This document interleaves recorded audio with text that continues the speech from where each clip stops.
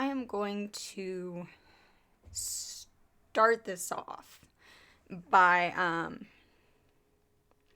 asking for just a little extra grace tonight.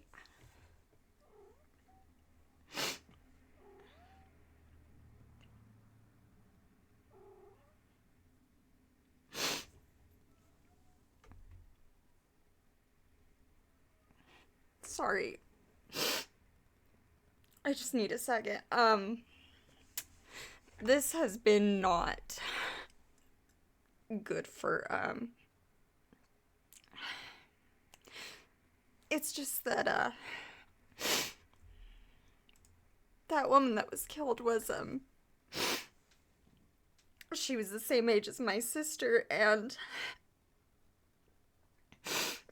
her kid is the same age as my niece. And this has, it's felt a little more personal this time, and I I needed to do something, but I wanted to be online and with you guys today. More than anything. I want to be with my community. I want to be helping my community. I just want to be with you guys. And it just didn't feel right to hop online and just act like everything was normal and everything is fine. You know, it didn't feel right to come on here and pretend like everything is normal right now when we know it's not. We know that it's not. Things are not normal. Things are not okay right now. And I'm at this point where I can't just sit back and do nothing and try and just keep a happy face on. I think right now more than anything, what we all need is we need a little extra sense of community, and we need to say the thing out loud, you know? On stream, we're so careful to, you know, not offend anybody, not bring up sensitive topics, you know. We want everybody to feel safe and comfortable. I think we're past that. I think we are past being able to do that. We are no longer at a point where I feel comfortable just saying, we don't talk about that here. We don't talk about it. This is my beliefs. We don't talk about it. The fact is, we are not safe in our communities anymore.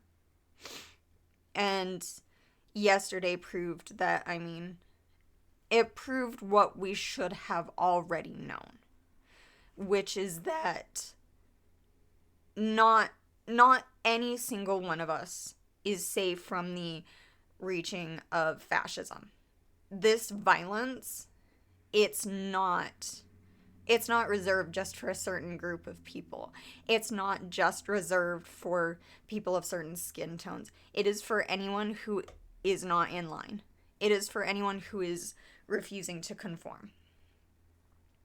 And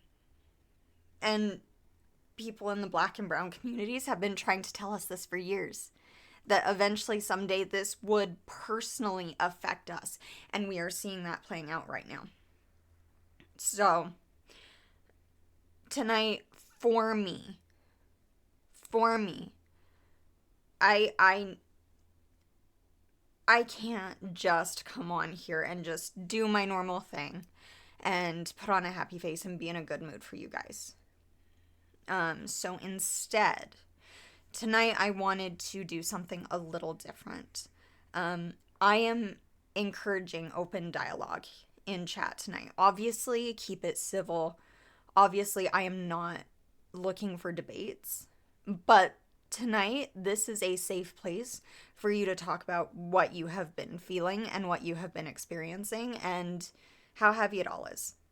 Because frankly, I think we do need to talk about it. I think we've hit a point where we can't just keep dodging around the elephant in the room anymore, you know? It's not going away, and it's getting bigger. And I know that everybody in my personal circle is suffering right now, and I know that that's pretty much just true for everybody. It's exhausting. We're all exhausted, and we don't know where to put all of this weight, you know. So tonight you are free to talk about the hard subjects in chat. You are free to discuss whatever it is that's been sitting on your chest with all of this. And I have set up, I've got these phone numbers listed. I have links to the ACLU. Specifically, there is a petition. Well, it's less of a petition and more sending a message directly to your representatives through the ACLU, demanding a change, because we can't let them just keep allowing ICE to do this in our communities. We can't. They keep going, oh, we condemn this, but they're not doing anything. And they need to hear us telling them, we see you, and we see that you are doing nothing. We see that you are not putting in effort. Go do something. So, that being said,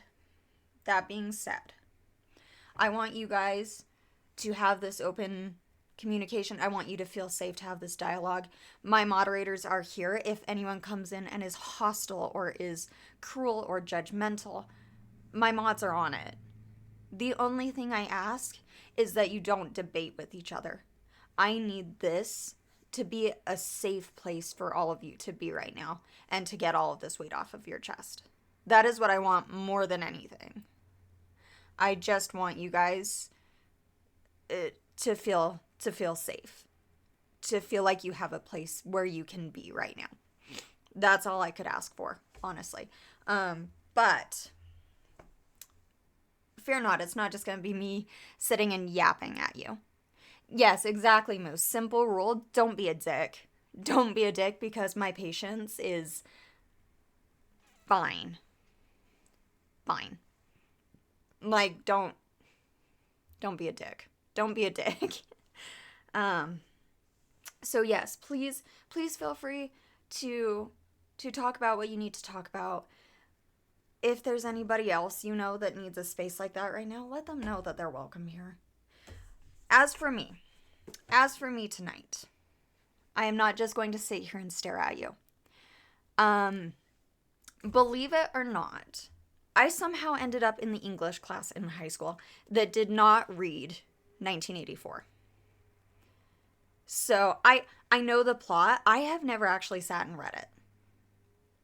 And I'd be willing to bet there are quite a few people who haven't read this book and probably need to read this book. So we're going to read it together. I'm going to sit here and I am going to read to y'all. It is book club night. It is story time. I want you to put your fucking phones down. Stop doom scrolling. Stop it. Put them down. We're done with that tonight. Instagram and TikTok are not going to make you feel better tonight. They are not going to make you feel better tonight. Facebook's not going to make you feel better tonight. We're going to sit here and we're going to have book club. I want you to put on your cozies. I want you to grab a snack.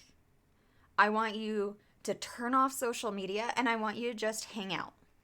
I want you to just hang out and rest. Because that's what I need. I need some rest, and I need to be not constantly connected right now. You know? I need to not be constantly plugged into the endless, just spiral of shit that is being fed to us. Because half of it is propaganda, and half of it is just reminding us that the world sucks, and there's not a whole lot that we can do about it. Except we can do a lot about it, and it starts with getting off of our phones and doing something. So, for tonight, I am asking you to rest. I am asking you to be here and be present with me. And just be here. Just be here and take some time out of your day and just be with me. Exactly, Willow. It's been awful. And yes, Spicy, the news are keeping the news is keeping things from us.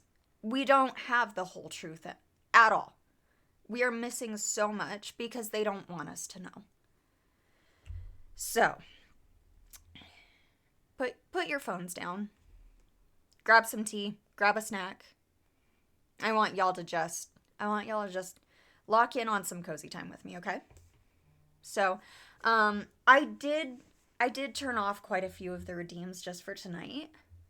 I did leave you guys with a couple little fun ones, just so you have something. I am deeply grateful that I have this space and that I am privileged enough to have a platform where I can talk about this. I don't take it for granted how wonderful my community is and how privileged I am. I am so deeply privileged. I personally may never actually see the level of violence that these people are experiencing because of how privileged I am and how tucked away in such a safe little pocket I am. And I don't take that for granted. I know that I am an extremely privileged person. So I have to use that to do something. But yeah, it's all terrifying. We don't know the truth. Social media is mostly just propaganda at this point.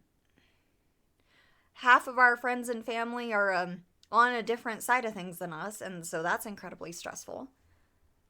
It sucks. But let's just be here tonight. Let's just be here together for tonight. If that's okay with you guys.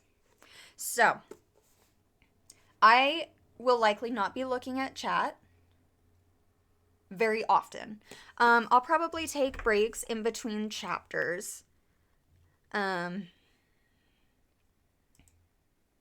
So why did you pin that comment? It's a good comment. I'm just curious. But yes, chat, feel free to discuss, feel free to vent, feel free to use chat as a safe place. I'm just going to read to you. I will check chat intermittently between chapters, but I probably will not be as locked in. But I do have some redeems for you. If you need my attention, feel free to use them. Okay. Who is ready for some freaking literature? I volunteer as tribute. Hell yeah.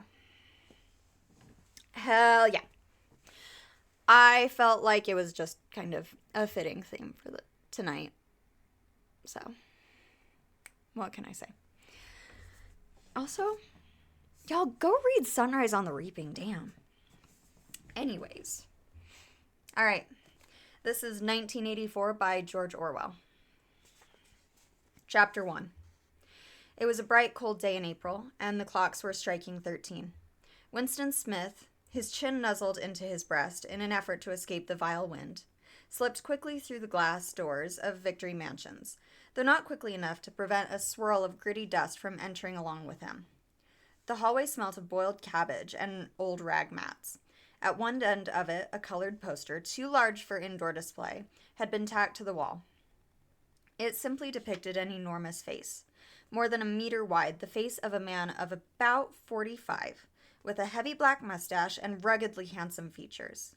Winston made for the stairs. It was no use trying the lift. Even at the best of times, it was seldom working, and at present the electrical current was cut off during daylight hours. It was part of the economy drive in preparation for Hate Week. The flat was 7 flights up, and Winston, who was 39 and had a varicose ulcer above his right ankle, went slowly, resting several times along the way. On each landing, opposite the lift shaft, the poster with the enormous face gazed from the wall. It was one of those pictures which are so contrived that the eyes follow you about when you move. Big Brother is watching you, the caption beneath it ran.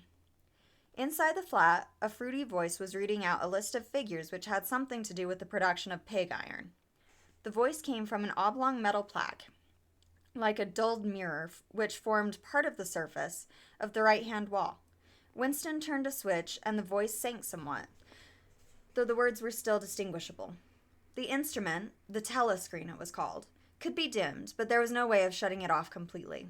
He moved over to the window, a smallish, frail figure, the meagerness of his body merely emphasized by the blue overalls, which were the uniform of the party. His hair was very fair, his face naturally sanguine, his skin roughened by coarse soap and blunt razor blades and the cold of the winter that had just ended. Outside, even through the shut window pane, the world looked cold. Down in the street, little eddies of wind were swirling dust and torn paper into spirals. And though the sun was shining and the sky a harsh blue, there seemed to be no color in anything except the posters that were plastered everywhere. The black, mustachioed face gazed down from every commanding corner. There was one on the house front immediately opposite. "Big Brother is watching you," the caption said, while the dark eyes looked deep into Winston's own. Down at street level, another poster, torn at one corner, flapped fitfully in the wind, alternately covering and uncovering the single word, INGSOC. In the far distance, a helicopter skimmed down between the roofs, hovered for an instant like a blue bottle, and darted away again with a curving flight. It was the police patrol, snooping into people's windows. The patrols did not matter, however. Only the thought police mattered. Behind Winston's back, the voice from the telescreen was still babbling away about pig iron and the over-fulfillment of the 9th three-year plan. The telescreen received and transmitted simultaneously. Any sound that Winston made, above the level of a very low whisper, would be picked up by it. Moreover, so long as he remained within the field of vision with the metal plat commanded, he could be seen as well as heard. There was, of course, no way of knowing whether you were being watched at any given moment. How often, or on what system, the thought police plugged in on any individual wire was guesswork. It was even conceivable that they watched everybody all the time. But at any rate, they could plug in your wire whenever they wanted to. You had to did live, from habit that became instinct, in the assumption that every sound you made was overheard, and except in darkness, every moment was scrutinized. Winston kept his back turned to the telescreen. It was safer, though, as he well knew, even a back can be revealing. A kilometer away, the Ministry of Truth, his place of work, towered vast and white above the grimy landscape. This, he thought with a sort of vague distaste, this was London, chief city of Airstrip 1, itself the third most populous of the provinces of Oceania. He tried to squeeze out some childhood memory that should tell him whether London had always been quite like this. Were there always these vistas of rotting 19th century houses, their houses shored up with balks of timber, their windows patched with cardboard and their roofs with corrugated iron, their crazy garden walls sagging in all directions? And the bombed sites, where the plaster dust swirled in the air, and the willow herb straggled over the heaps of rubble, and the places where the bombs had cleared a larger path, and there had sprung up sordid colonies of wooden dwellings like chicken houses? But it was no use. He could not remember. Nothing remained of his childhood except a series of bright-lit tableaux, occurring against no background and mostly unintelligible. The Ministry of Truth, Mini-True in newspeak, was startlingly different from any other object in sight. It was an enormous pyramidal structure of glittering white concrete soaring up, terrace after terrace, 300 meters into the air. From where Winston stood, it was just possible to read, picked out on its white face in elegant lettering, the three slogans of the party. War is peace, freedom is slavery, ignorance is strength. The Ministry of Truth contained, it was said, 3,000 rooms above ground level, and corresponding ramifications below. Scattered about London, there were just 3 other buildings of similar appearance and size. So completely did they dwarf the surrounding architecture that from the roof of Victory Mansions you could see all 4 of them simultaneously. They were the homes of the 4 ministries between which the entire apparatus of government was divided. The Ministry of Truth, which concerned itself with news, entertainment, education, and the fine arts. The Ministry of Peace, which concerned itself with war. The Ministry of Love, which maintained law and order. And the Ministry of Plenty, which was responsible for economic affairs. Their names in newspeak: Mini-True, Mini-Pax, Mini-Love, and Mini-Plenty. The Ministry of Love was the really frightening one. There were no windows in it at all. Winston had never been inside the Ministry of Love, nor within half a kilometer of it. It was a place impossible to enter, except on official business. and then only by penetrating through a maze of barbed wire entanglements, steel doors, and hidden machine gun nests. Even the streets leading up to its outer barriers were roamed by gorilla faced guards in black uniforms, armed with jointed truncheons. Winston turned round abruptly. He had set his features into the expression of quiet optimism which it was advisable to wear when facing the telescreen. He crossed the room into the tiny kitchen. By leaving the ministry at this time of day, he had sacrificed his lunch in the canteen, and he was aware that there was no food in the kitchen except a hunk of dark-colored bread, which had got to be saved for tomorrow's breakfast. He took down from the shelf a bottle of colorless liquid with a plain white label marked Victory Gin. It gave off a sickly oil smell, as of Chinese rice spirit. Winston poured out nearly a teacupful, nerved himself for a shock, and gulped it down like a dose of medicine. Instantly, his face turned scarlet and the water ran out of his eyes. The stuff was like nitric acid, and moreover, in swallowing it, one had the sensation of being hit on the back of the head with a rubber club. The next moment, however, the burning in his belly died down, and the world began to look more cheerful. He took a cigarette from a crumpled packet marked Victory Cigarettes, and incautiously held it upright, whereupon the tobacco fell out onto the floor. With the next, he was more careful. With the next, he was more successful. He went back to the living room and sat down at a small table that stood to the left of the telescreen. From the table drawer, he took out a pen holder, a bottle of ink, and a thick quarto-sized blank book with a red back and a marbled cover. For some reason, the telescreen in the living room was in an unusual position. Instead of being placed, as was normal, in the end wall, where it could command the whole room, it was in the longer wall, opposite the window. To one side of it there was a shallow alcove in which Winston was now sitting, and which, when the flats were built, had probably been intended to hold bookshelves. By sitting in the alcove, and keeping well back, Winston was able to remain outside the range of the telescreen, so far as sight went. He could be heard, of course, but so long as he stayed in the present position, he could not be seen. It was partly the unusual geography of the room that had suggested to him the thing that he was now about to do. But it had also been suggested by the book that he had just taken out of the drawer. It was a peculiarly beautiful book. Its smooth, creamy paper, a little yellowed by age, was a kind that had not been manufactured for at least 40 years past. He could guess, however, that the book was much older than that. He had seen it lying in the window of a frowsy little junk shop in a slummy quarter of the town. Just what quarter he did not now remember. And he had been stricken immediately by an overwhelming desire to possess it. Party members were supposed not to go into ordinary shops, dealing on the free market, it was called. But the rule was not strictly kept, because there were various things, such as shoelaces and razor blades, which it was impossible to get hold of in any other way. He had given a quick glance up and down the street, and then had slipped inside and bought the book for $2.50. At the time, he was not conscious of wanting it for any particular purpose. He had carried it guiltily home in his briefcase. Even with nothing written in it, it was a compromising possession. The thing that he was about to do was to open a diary. This was not illegal. Nothing was illegal, since there were no longer any laws. But if detected, it was reasonably certain that it would be punished by death, or at least by 25 years in a forced labor camp. Winston fitted a nib into the pen holder and sucked it to get the grease off. The pen was an archaic instrument, seldom used even for signatures, and he had procured one furtively and with some difficulty, simply because of a feeling that the beautiful creamy paper deserved to be written on with a real nib instead of being scratched with an ink pencil. Actually, he was not used to writing by hand. Apart from very short notes, it was usual to dictate everything into the speakwrite, which was of course impossible for his present purpose. He dipped the pen into the ink, and then faltered just for a second. A tremor had gone through his bowels.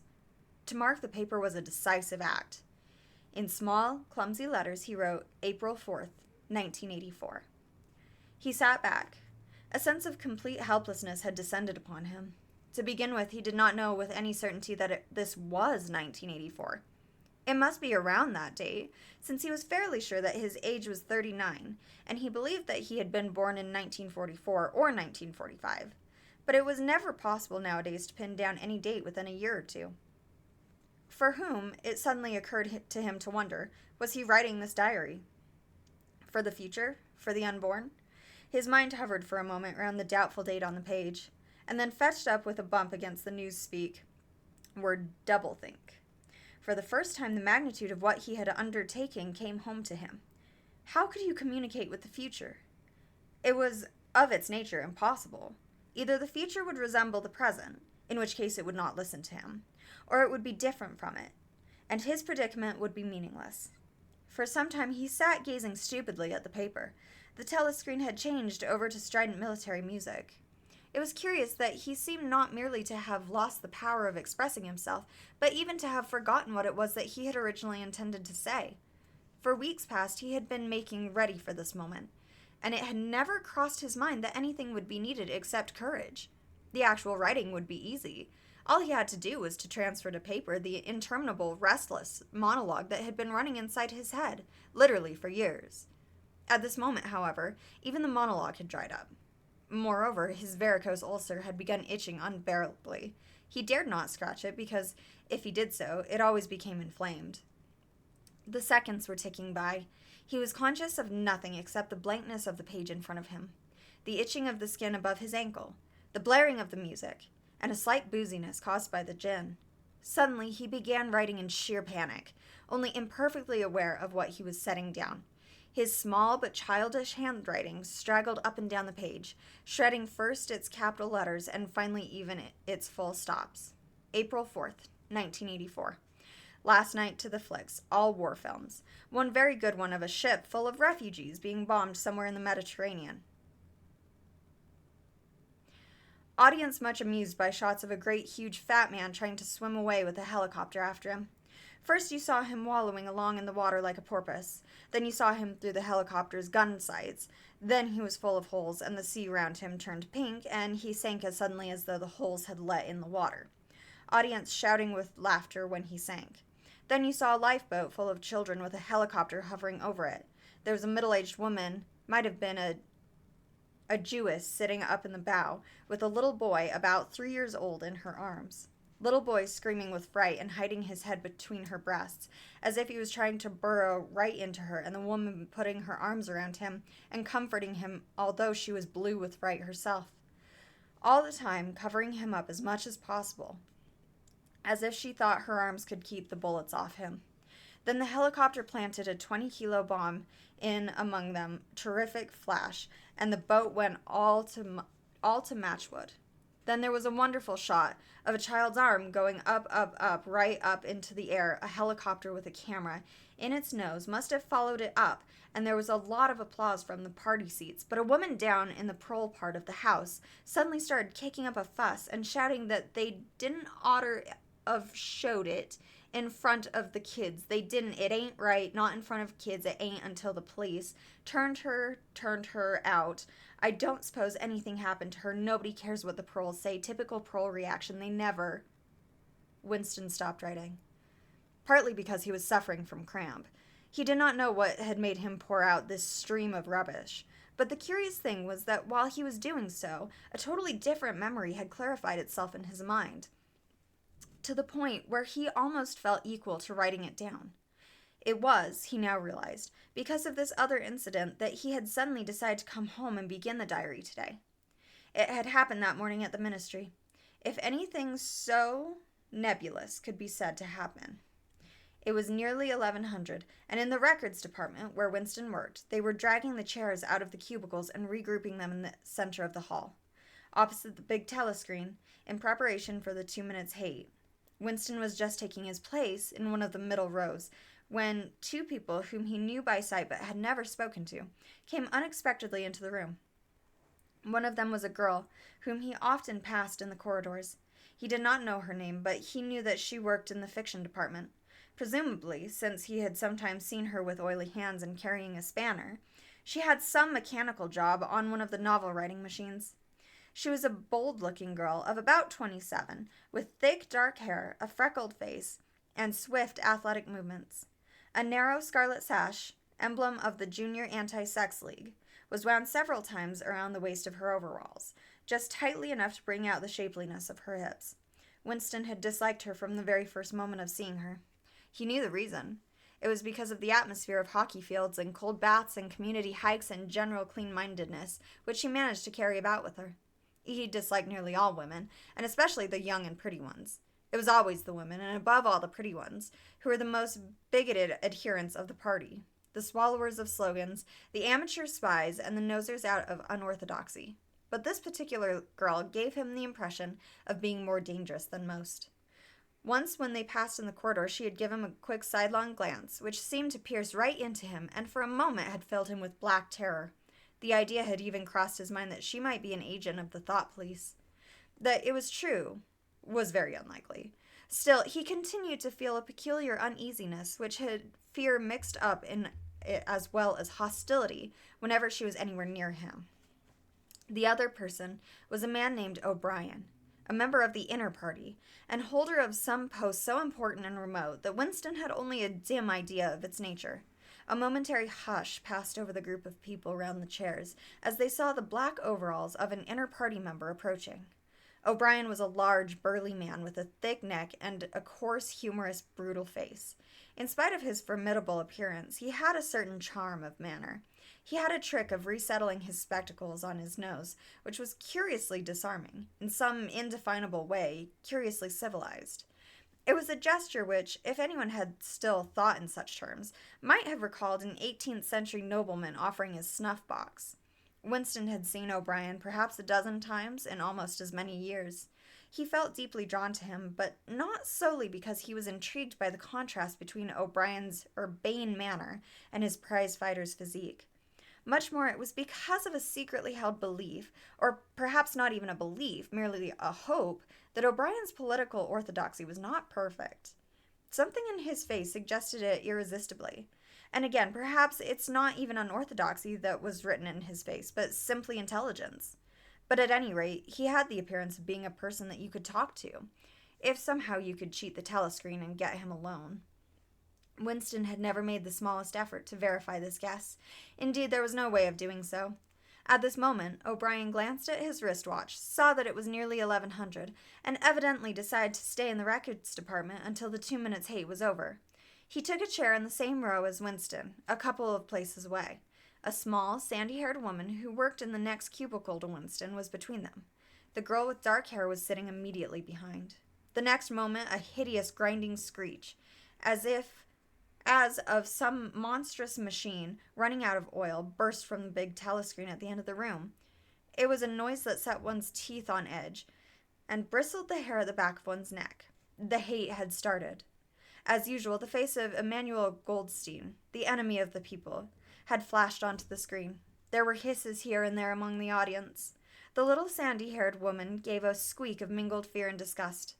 Goldstein was the renegade and backslider who once, long ago, how long ago nobody quite remembered, had been one of the leading figures of the party, almost on a level with Big Brother himself, and then had engaged in counter-revolutionary activities and had been condemned to death, and had mysteriously escaped and disappeared. The program of the 2 minutes hate varied from day to day, but there was none in which Goldstein was not the principal figure.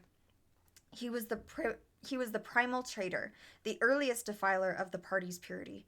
All subsequent crimes against the party, all treacherous acts of sabotage, heresies, deviations, sprang directly out of his teaching. Somewhere or other, he was still alive and hatching his conspiracies. Perhaps somewhere beyond the sea, under the protection of his foreign paymasters. Perhaps even, so it was occasionally rumored, in some hiding place in Oceania itself. Winston's diaphragm was constricted. He could never see the face of Goldstein without a painful mixture of emotions.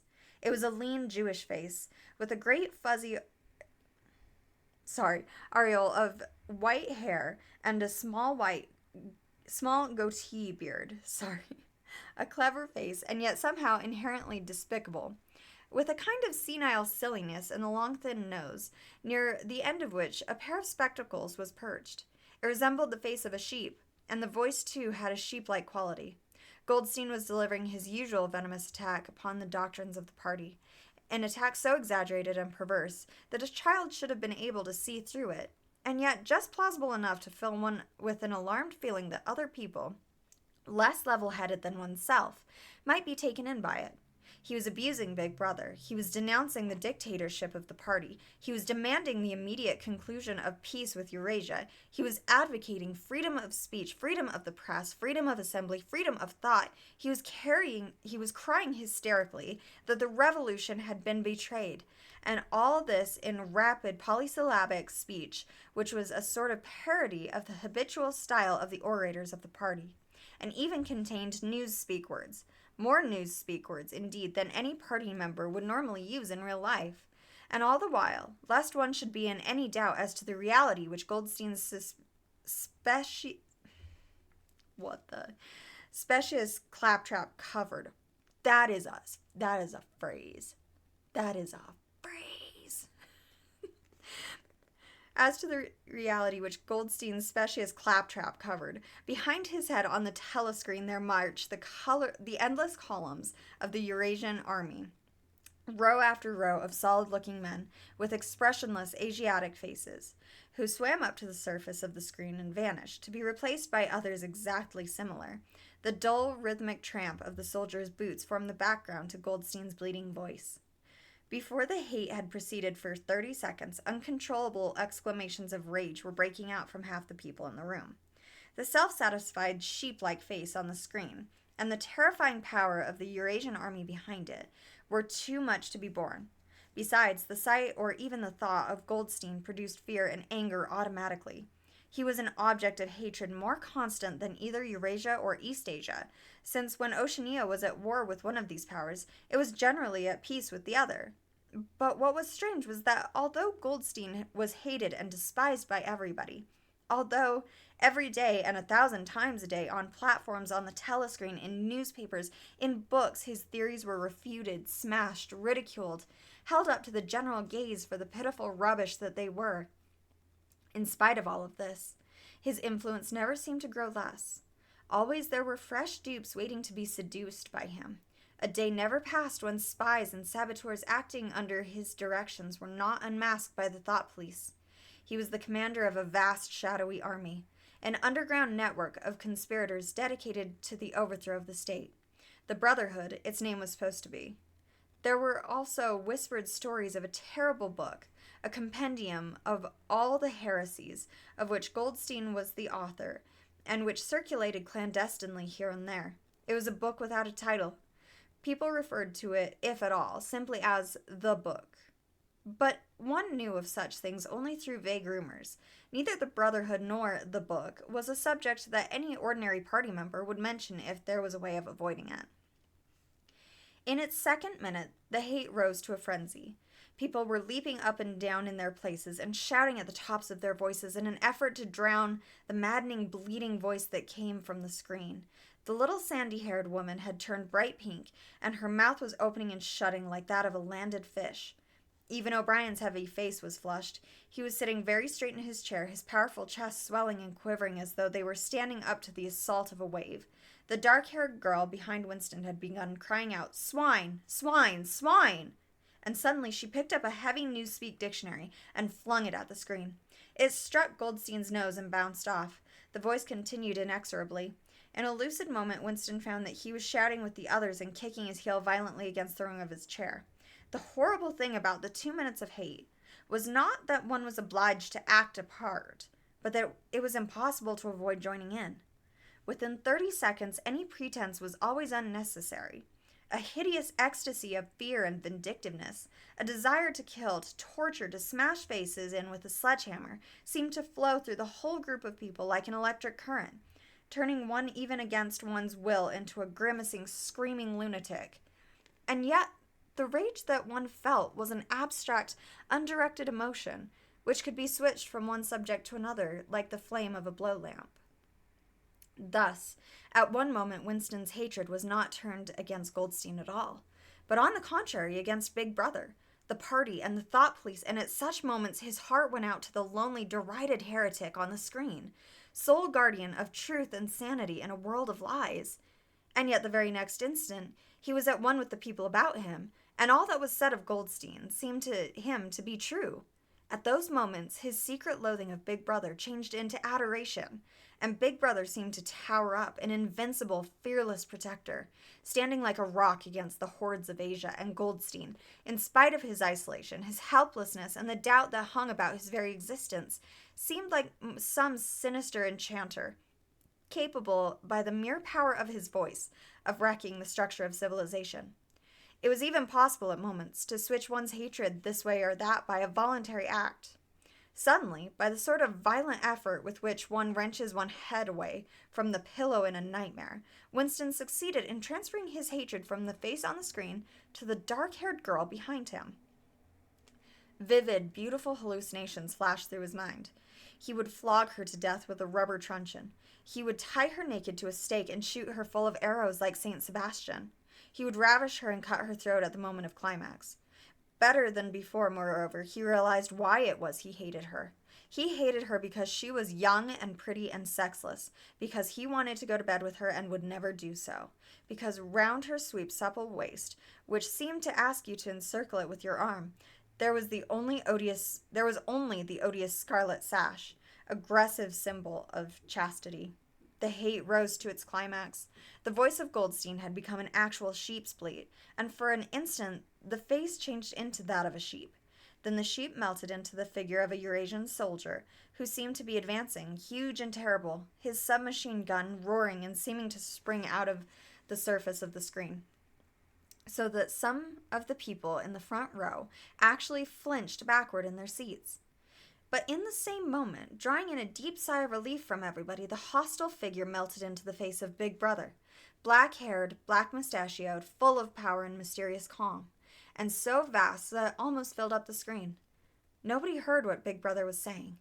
It was merely a few words of encouragement, the sort of words that are uttered in the din of battle, not distinguishable individually, but restoring confidence by the fact of being spoken.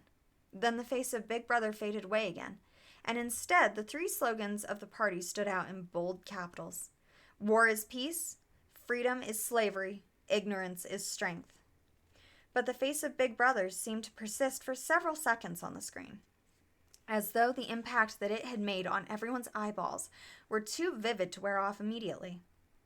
The little sandy-haired woman had flung herself forward over the back of the chair in front of her. With a tremulous murmur that sounded like, "My Savior," she extended her arms toward the screen. Then she buried her face in her hands. It was apparent that she was uttering a prayer.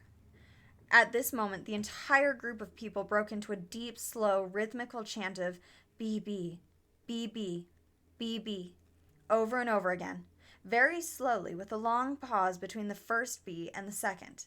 A heavy, murmurous sound, and somehow curiously savage, in the background of which one seemed to hear the stamp of naked feet and the throbbing of tom-toms. For perhaps as much as 30 seconds they kept it up.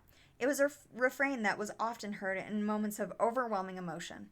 Partly it was a sort of hymn to the wisdom and majesty of Big Brother. But still more, it was an act of self-hypnosis, a deliberate drowning of consciousness by means of rhythmic noise.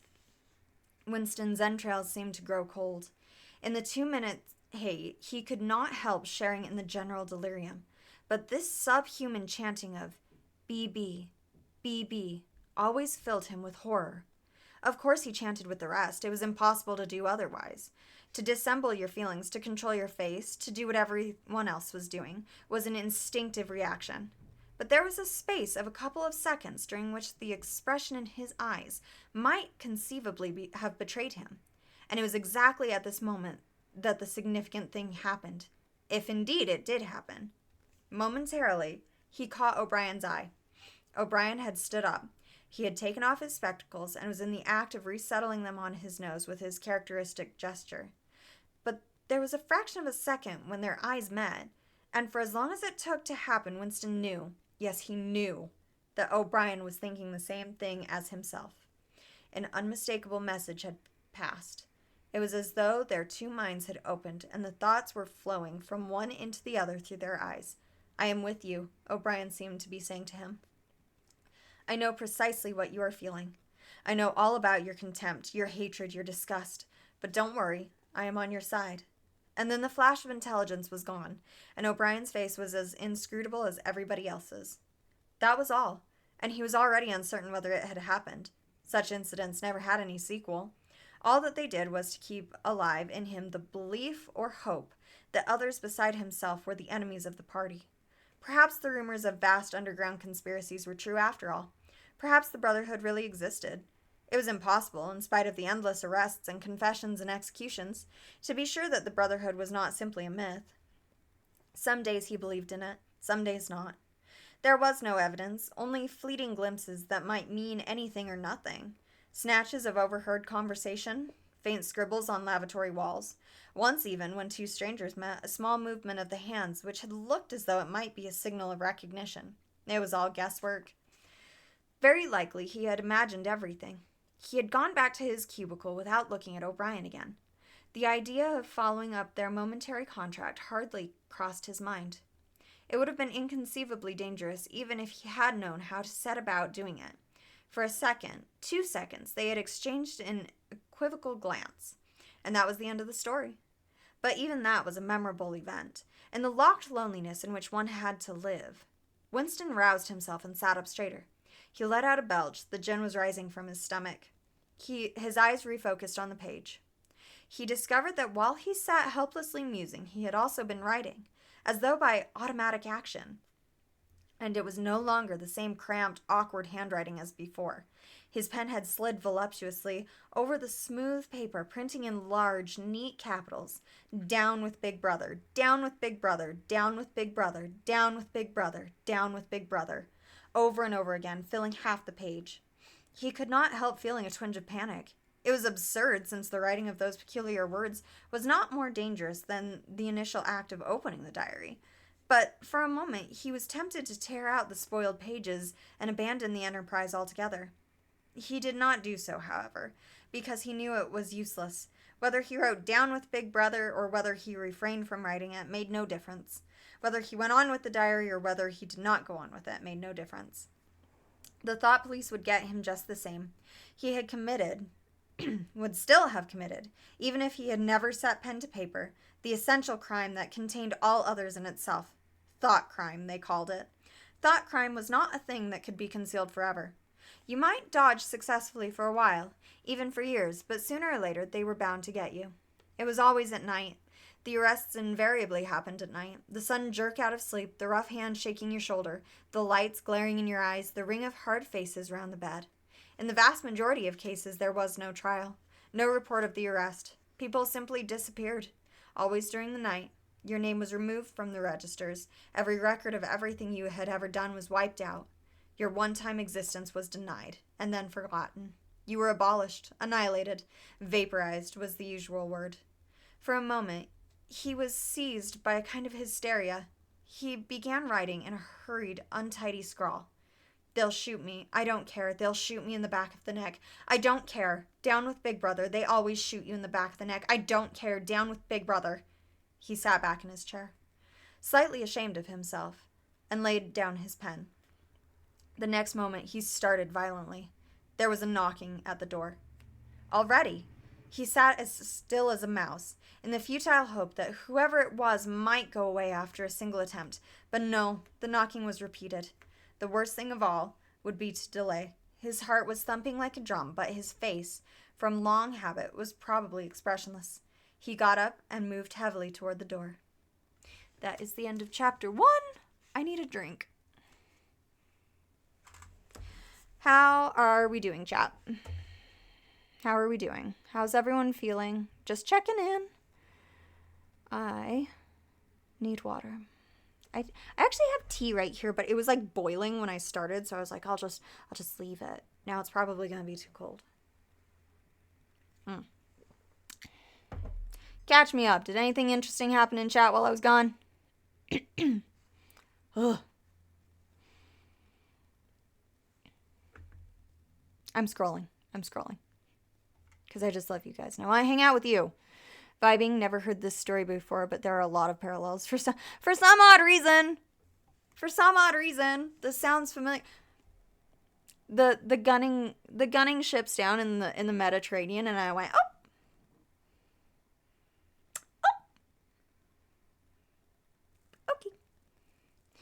Walking and Acid hopped in. Oh, nice. Well, hi, everybody. I hope you're taking care of yourselves. Does everybody have a good snack tonight? What are we all snacking on? How's everybody doing? This is Bigelow Blackberry Citrus Tea plus zinc. Took a sip of your imaginary tea. Rowdy, Thank you for the resub. I appreciate you. Yeah, I've also never heard this story. Again, I know the plot, but it wasn't a required reading for us for some reason. For some reason, my high school did not have it in the regular curriculum. We had most of the others, though. I had, like, the Scarlet Letter. I had The Crucible. I had Of Mice and Men. I had The Great Gatsby. I had To Kill a Mockingbird. Didn't have this one for some reason. You had tacos? Hell yeah. Hell yeah, Rowdy. Let's go. I for sure let this tea get too cold. That's fine. It's fine. It's fine. What was you guys' like favorite like required reading in school? Because I would say that mine was To Kill a Mockingbird. You didn't read any of those except To Kill a Mockingbird? That's actually kind of wild. Like, those were required reading for freshman English, I think. I didn't read The Crucible until I was a junior in high school, and I remember that because our drama department was also performing The Crucible at the same time we were studying The Crucible. So, like, those of us in the drama department, it was, like, a lot. It was, like, a lot. And that book is not, like, happy-go-lucky to get through, you know? It's not great. Yeah. Yeah, that is not warm. Anyways. Y'all make sure you're checking out those petitions. The ACLU has quite a few good ones up right now. Quite a few good ones. But one of the most powerful forms of action you can take is calling that number over there. That is the House of Representatives switchboard. So that phones you right into DC. And then the operator's going to be like, yeah, what do you want? And you can be like, hey, I want to speak to the representative of Connecticut. And you give that representative's name. You do have to know your representative's name, but it's super easy to Google. So the operator is going to be like, oh, what's their name? You'll be like, Senator so-and-so. Representative so-and-so. And the operator will give you a little more attitude because they've had a very long day.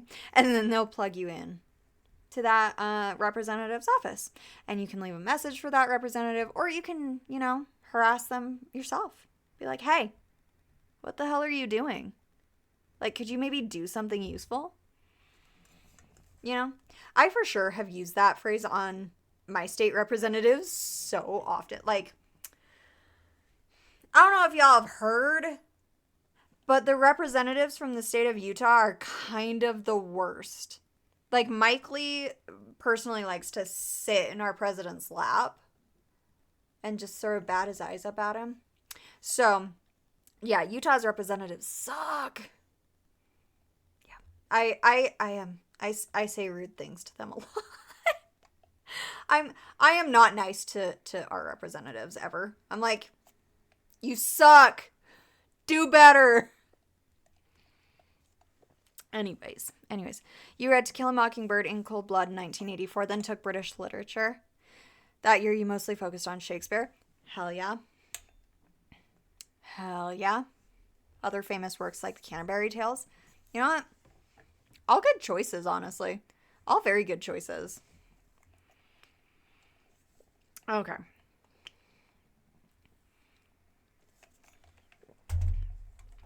Shall we continue?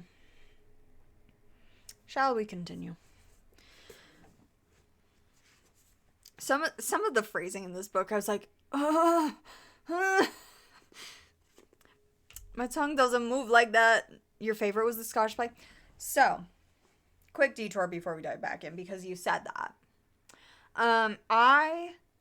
Here in Utah, there is a very famous festival, down in Cedar City, which is in southern Utah. And it's called the Shakespeare Festival. It's very famous. It's a huge deal. The college down there puts on the Shakespeare Festival. They perform several Shakespeare plays every year. They have incredible state-of-the-art theaters for it. One of them is inspired by Shakespeare's Globe Theater. So it's basically an identical replica of the Globe Theater outdoors. And it is just stunning. Well, the last time I went to the Shakespeare Festival, I actually got to see the Scottish play in the outdoor Globe Theater. So they had these big, gorgeous fake trees with these bright red leaves. And then as they were performing the play, the sun was setting behind them. So like the amphitheater was getting darker and darker and darker and darker. And the play is getting darker and darker and darker. And these like red leaves from these fake trees were like drifting down across the audience. Are you joking? As a theater nerd, that was just phenomenal. Also, I saw an incredible production of Hamlet that year too. Hamlet is probably my favorite Shakespeare. Remember to feed the Momo snacks? Hell yeah, Chevy. Hell yeah. But yeah, Hamlet is probably my favorite of the Shakespeare. Yeah. And I'm sorry, only basic bitches say that Romeo and Juliet is their favorite Shakespeare. Nobody's actual favorite Shakespeare is Romeo and Juliet, and you can fight me on that. Opening night of the Scottish play, your stage manager broke her foot and another actor got cut during... Anyways. I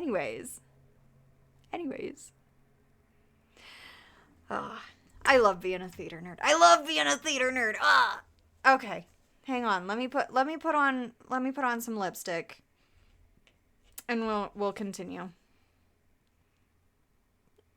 Not me using my viewfinder to put on my lipstick. It's fine. This is the Summer Fridays Hot Cocoa lip butter. Romeo and Juliet is not a romance. And people who think that it is have never actually read it or deeply misunderstood it.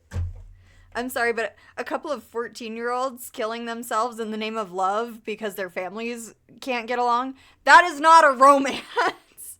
Besties. Robert and Juliet. That is its new name. I will not be taking corrections. You have Reese's for me, Gobbo? Oh, yeah. I also have some Reese's Easter eggs in my bag. I'm going to be messing those up later. It's a mafia play at best. And it is a tragedy. And it's a tale of caution. It is not a romance. If you think it's romantic, get your brain checked. Anywho. Well, yeah, those are the best kinds of Reese's. There. Hey, Axel. Okay, we're getting back into it. Chapter 2. Who's ready? Can we talk about how hard this cover goes? That goes hard. A+. A+ cover design. Pelly!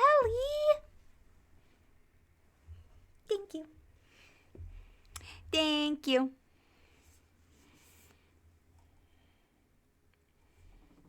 Chapter 2, let's go! Everybody get your daily haunts. Okay.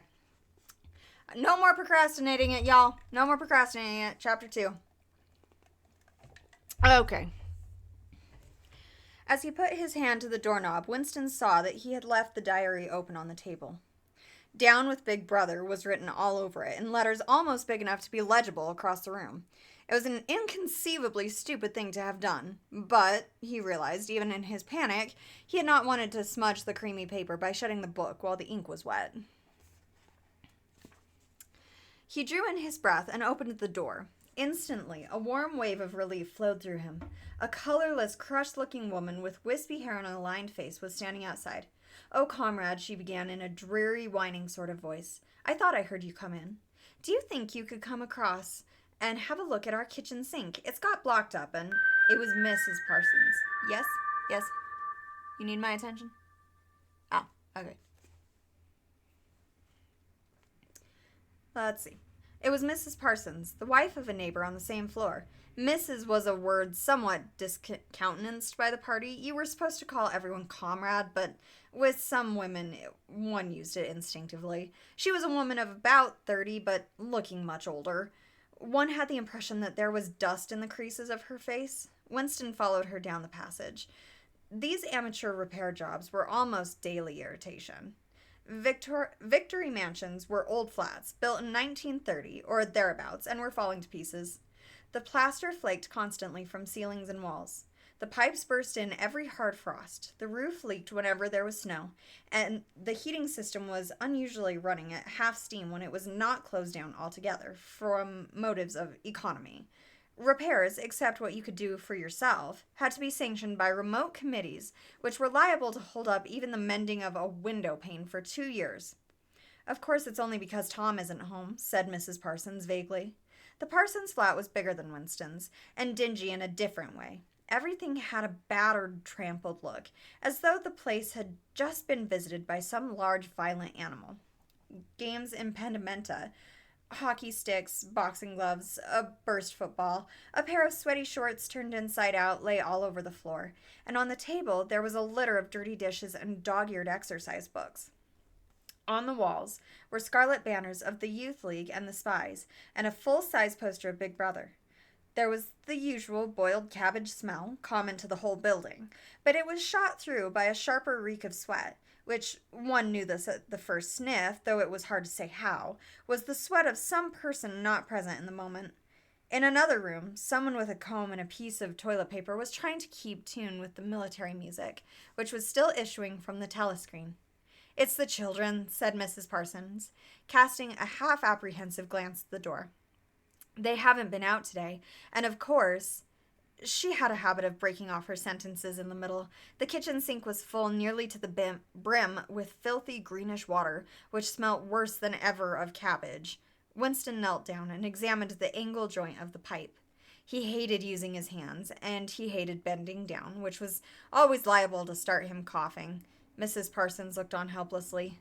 "Of course, if Tom was home, he'd put it right in a moment," she said. "He loves anything like that. He's ever so good with his hands, Tom is." Parsons was Winston's fellow employee at the Ministry of Truth. He was a fattish but active man of paralyzing stupidity, a mass of imbecile enthusiasms, one of those completely unquestioning, devoted drudges on whom, more even than on the thought police, the stability of the party depended. At 35, he had just been unwillingly evicted from the Youth League, and before graduating into the Youth League, he had managed to stay on in the Spies for a year beyond the statutory age. At the ministry, he was employed in some subordinate post for which intelligence was not required, but on the other hand, he was a leading figure on the sports committee, and all the other committees engaged in organizing community hikes, spontaneous demonstrations, saving campaigns, and voluntary activities generally. He would inform you with quiet pride, between whiffs of his pipe, that he had put in an appearance at the community center every evening for the past 4 years. An overpowering smell of sweat, a sort of unconscious testimony to the strenuousness of his life, followed him about wherever he went, and even remained behind him after he had gone. "Have you got a spanner?" said Winston, fiddling with the nut on the angle joint. "A spanner," said Mrs. Parsons, immediately becoming invertebrate. "I don't know. I'm sure perhaps the children..." There was a trampling of boots and another blast on the comb as the children charged into the living room. Mrs. Parsons brought the spanner. Winston let out the water and disgustedly removed the clot of human hair that had blocked up the pipe. He cleaned his fingers as best he could in the cold water from the tap and went back into the other room. "Up with your hands," yelled a savage voice. A handsome, tough-looking boy of 9 had popped up from behind the table and was menacing him with a toy automatic pistol, while his small sister, about 2 years younger, made the same gesture with a fragment of wood. Both of them were dressed in the blue shorts, gray shirts, and red neckerchiefs, which were the uniform of the spies. Winston raised his hands above his head, but with an uneasy feeling, so vicious was the boy's demeanor, that it was not altogether a game. "You're a traitor," yelled the boy. "You're a thought criminal. You're a Eurasian spy. I'll shoot you. I'll vaporize you. I'll send you to the salt mines." Suddenly they were both leaping around him, shouting, "Traitor!" and "Thought criminal!" the little girl imitating her brother in every movement. It was somehow slightly frightening, like the gambling of tiger cubs, which will soon grow into the man-eaters. There was this sort of calculating ferocity in the boy's eye. A quite evident desire to hit or kick Winston, and a consciousness of being very nearly big enough to do so. It was a good job it was not a real pistol he was holding, Winston thought.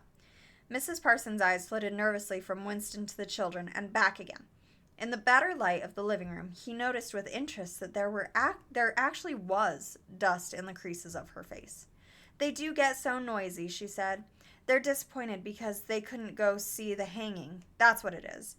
I'm too busy to take them, and Tom won't be back from work in time." "Why can't we go and see the hanging?" roared the boy in his huge voice. "Want to see the hanging, want to see the hanging," chanted the little girl, still capering around. Some Eurasian prisoners, guilty of war crimes, were to be hanged in the park that evening. Winston remembered. This happened about once a month, and was a popular spectacle. Children always clamored to be taken to see it. He took his leave of Mrs. Parsons and made for the door, but he had not gone 6 steps down the passage when something hit the back of his neck in agonizingly painful blow. It was as though a red-hot wire had been jabbed into him. He spun round just in time to see Mrs. Parsons dragging her son back into the doorway, while the son pocketed a catapult. "Goldstein!" bellowed the boy as the door closed on him. But what struck Winston was the look of helpless fright on the woman's grayish face. Back in the flat, she stepped quickly. Oh my gosh, can I speak? No, I can't. No, I cannot. Okay. Back in the flat, he stepped quickly past the telescreen and sat down at the table again, still rubbing his neck. The music from the telescreen had stopped. Instead, a clipped military voice was reading out from a sort of brutal relish a description of the armaments of the new floating fortress, which had been anchored between Iceland and the Faroe Islands. With those children, he thought, that wretched woman must lead a life of terror. Another year, 2 years, and they would be watching her night and day for symptoms of unorthodoxy. Nearly all children nowadays were horrible. What was worst of all was that by means of such organizations as the spies, they were systematically turned into ungovernable little savages, and yet this produced in them no tendency whatever to rebel against the discipline of the party. On the contrary, they adored the party and everything connected with it. The songs, the processions, the banners, the hiking, the drilling with dummy rifles, the yelling of slogans, the worship of Big Brother. It was all a sort of glorious game to them. All their ferocity was turned outwards against the enemies of the state, against foreigners, traitors, saboteurs, thought criminals. It was almost normal for people over 30 to be frightened of their own children, and with good reason, for hardly a week passed in which the Times did not carry a paragraph describing how some eavesdropping little sneak, a child hero, was the phrase generally used, had overheard some compromising remark and denounced his parents to the thought police. The sting of the catapult bullet had worn off. He picked up his pen half-heartedly, wondering whether he could find something more to write in the diary. Suddenly he began thinking of O'Brien again. Years ago. How long was it? 7 years it must be. He had dreamed that he was walking through a pitch-dark room, and someone sitting to one side of him had said as he passed, "We shall meet in the place where there is no darkness." It was said very quietly, almost casually, a statement, not a command. He had walked on without pausing. What was curious was that at the time, in the dream, the words had not made much impression on him. It was only later, and by degrees, that they had seemed to take on significance. He could not now remember whether it was before or after the dream that he had seen O'Brien for the first time, nor could he remember when he had first identified the voice as O'Brien's. But at any rate, the identification existed. It was O'Brien who had spoken to him out of the dark. Winston had never been able to feel sure. Even after this morning's flash of the eyes, it was still impossible to be sure whether O'Brien was a friend or an enemy. Nor did it even seem to matter greatly. There was a link of understanding between them more important than affection or partisanship. "We shall meet in the place where there is no darkness," he had said. Winston did not know what it meant, only that in some way or another it would come true. The voice from the telescreen paused.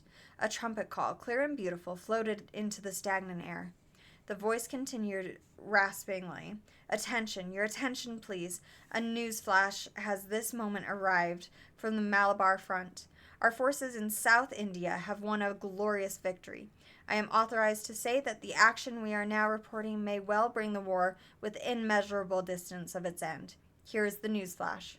Bad news coming, thought Winston, and sure enough, following on a gory description of the annihilation of a Eurasian army, with stupendous figures of killed and... Sorry, that sentence did not compute for me. And sure enough, following a gory description of the annihilation of a Eurasian army with stupendous figures of killed and prisoners, came the announcement that as from next week the chocolate ration would be reduced from 30 grams to 20. Well, that sucks. Winston belched again. The gin was wearing off, leaving a deflated feeling. The telescreen, perhaps to celebrate the victory, perhaps to drown the memory of the lost chocolate, crashed into "Oceania, 'tis for thee." You were supposed to stand to attention, however, in his present position he was invisible. "Oceania, 'tis for thee" gave way to lighter music. Winston walked over to the window, keeping his back to the telescreen. The day was still cold and clear. Somewhere far away, a rocket bomb exploded with a dull, reverberating roar. About 20 or 30 of them a week were falling on London at present. Down in the street, the wind flapped the torn poster to and fro, and the word INGSOC fitfully appeared and vanished. Ingsoc. The principles of Ingsoc. Newspeak, doublethink, the mutability of the past. He felt as though he were wandering in the forests of the sea bottom, lost in a monstrous world where he himself was the monster. He was alone. The past was dead, the future was unimaginable. What certainty had he that a single human creature now living was on his side? And what way of knowing that the dominion of the party would not endure forever? Like an answer, the three slogans on the white face of the Ministry of Truth came back to him. War is peace, freedom is slavery, ignorance is strength. He took a 25-cent piece out of his pocket. There, too, in tiny, clear lettering, the same slogans were inscribed. And on the other face of the coin, the head of Big Brother. Even from the coin, the eyes pursued you.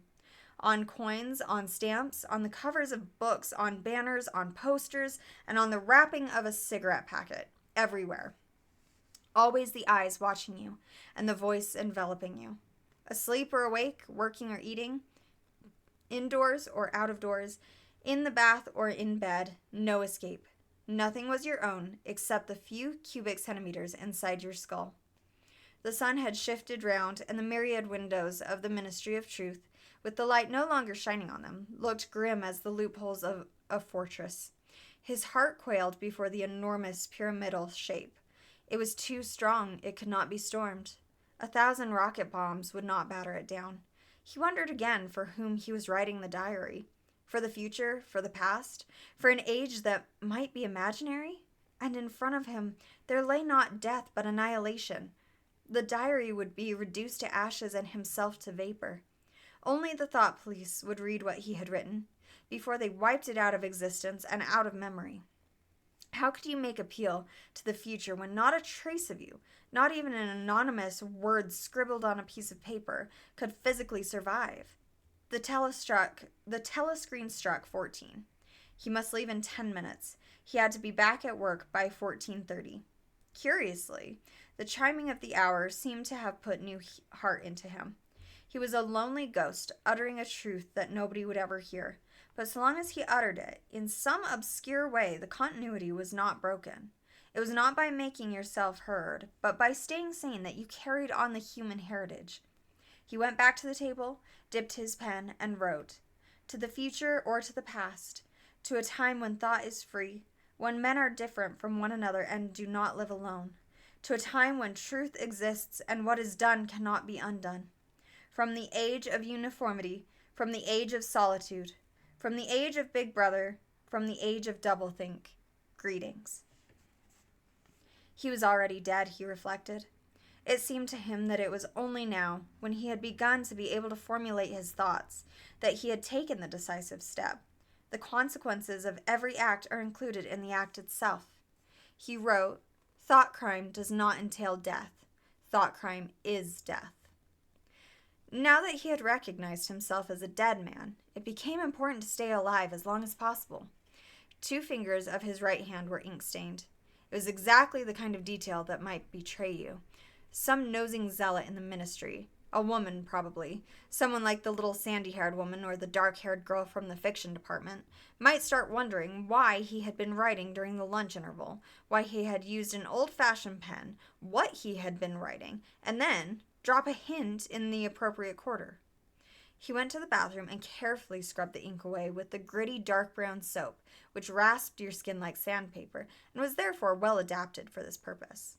He put the diary away in the drawer. It was quite useless to think of hiding it, but he could at least make sure whether or not its existence had been discovered. A hair laid across the page ends was too obvious. With the tip of his finger, he picked up an indefinable grain of whitish dust and deposited it on the corner of the cover, where it was bound to be shaken off the book if the book was moved. Chapter 3. Woo. Hi, Hyrule.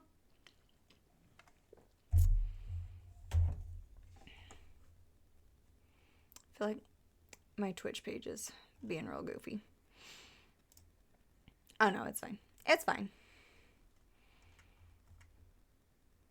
Okay. Moving right along. I don't know why I could not speak during that chapter. That chapter, my tongue was like, nah, we ain't doing this. Okay.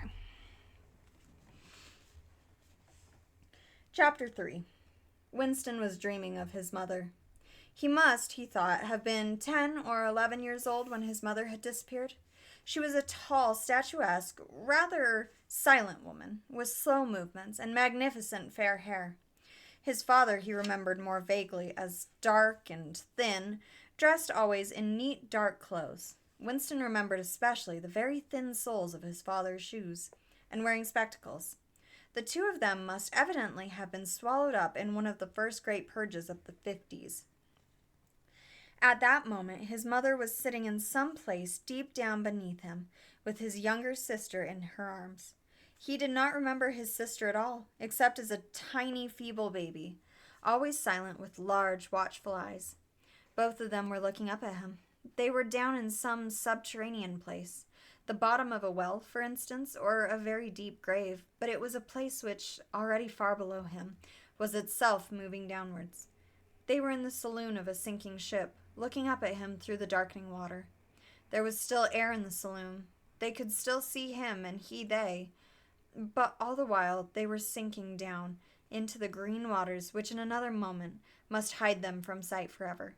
He was out in the light and air while they were being sucked down to death, and they were down there because he was up here. He knew it and they knew it, and he could see the knowledge on their faces. There was no reproach either in their faces or in their hearts, only the knowledge that they must die in order that he might remain alive, and that this was part of the unavoidable order of things. He could not remember what had happened, but he knew in his dream that in some way the lives of his mother and his sister had been sacrificed to his own. It was one of those dreams which, while retaining the characteristic dream scenery, are a continuation of one's intellectual life, and in which one becomes aware of facts and ideas which still seem new and valuable after one is awake. The thing that now suddenly struck Winston was that his mother's death, nearly 30 years ago, had been tragic and sorrowful in a way that was no longer possible. Tragedy, he perceived, belonged to the ancient time, to a time when there were still privacy, love, and friendship, and when the members of a family stood by one another without needing to know the reason. His mother's memory tore at his heart because she had died loving him, when he was too young and selfish to love her in return, and because somehow, he did not remember how, she had sacrificed herself to a conception of loyalty that was private and unalterable. Such things, he saw, could not happen today. Today there were fear, hatred, and pain, but no dignity of emotion or deep or complex sorrows. All this seemed to see in the large of his eyes mother and his sister, looking up at him through the green water, hundreds of fathoms down and still sinking. Suddenly he was standing on short springy turf, on a summer evening when the slanting rays of the sun gilded the ground. The landscape that he was looking at recurred so often in his dreams that he never was fully certain whether or not he had seen it in the real world. In his waking thoughts, he called it the Golden Country. It was an old rabbit-bitten pasture, with a foot track wandering across it, and a mole-hole here and there. In the ragged hedge on the opposite side of the field, the boughs of the elm trees were swaying very faintly in the breeze, their leaves just stirring in the dense masses like women's hair. Somewhere near at hand, though out of sight, there was a clear, slow-moving stream where dace were swimming in the pools under the willow trees. The girl with dark hair was coming toward him across the field. With what seemed a single movement, she tore off her clothes and flung them disdainfully aside. Her body was white and smooth, but it aroused no desire in him. Indeed, he barely looked at it. What overwhelmed him in that instant was admiration for the gesture with which she had thrown her clothes aside. With its grace and carelessness, it seemed to annihilate a whole culture, a whole system of thought, as though Big Brother and the party and the thought police could all be swept into nothingness by a single splendid movement of the arm. That too was a gesture belonging to the ancient time. Winston woke up with the word Shakespeare on his lips. Are we psychic, chat? We might be psychic, chat. The telescreen was giving forth an ear-splitting whistle, which continued on the same note for 30 seconds. It was not 7:15, getting up time for office workers.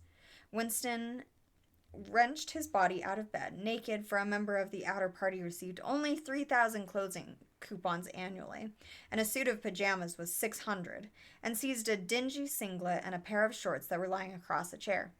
The physical jerks would... I'm sorry, the what now? The physical jerks would begin in 3 minutes. The next moment he was doubled up by a violent coughing fit, which nearly always attacked him soon after waking up.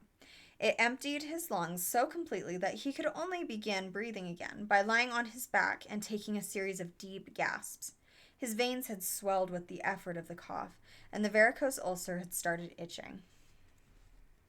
30 to 40 group, yapped a piercing female voice. 30 to 40 group, take your places, please. 30s to 40s. Winston sprang to attention in front of the telescreen, upon which the image of a youngish woman, scrawny but muscular, dressed in tunic and gym clothes, had already appeared. Arms bending and stretching, she rapped out, "Take your time, by me. 1, 2, 3, 4. 1, 2, 3, 4. Come on, comrades, put a bit of life into it. 1, 2, 3, 4. 1, 2, 3, 4.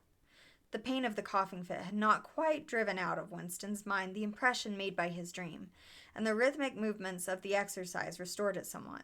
As he mechanically shot his arms back and forth, wearing on his face the look of grim enjoyment which was considered proper during the physical jerks, he was struggling to think his way backward into the dim period of his early childhood. It was an extraordinarily difficult endeavor. Beyond the late 50s, everything faded. When there were no external records that you could refer to, even the outline of your own life lost its sharpness. You remembered huge events, which had probably not happened. You remembered the details of incidents without being able to recapture their atmosphere. And there were long blank periods to which you could assign nothing. Everything had been different then. Even the names of countries and their shapes on the map had been different. Airstrip 1, for instance, had not been called so in those days. It had been called England or Britain, though London, he felt fairly certain, had always been called London. Winston could not definitely remember a time when his country had not been at war, but it was evident that there had been a fairly long interval of peace during his childhood, because one of his early memories was of an air raid which appeared to take everyone by surprise. Perhaps it was the time when the atomic bomb had fallen on Gloucester. He did not remember the raid itself, but he did remember his father's hand clutching his own as they hurried down, down, down into some place deep in the earth, round and round a spiral staircase which rang under his feet, and which finally was so wearied his legs that he began whimpering and they had to stop and rest.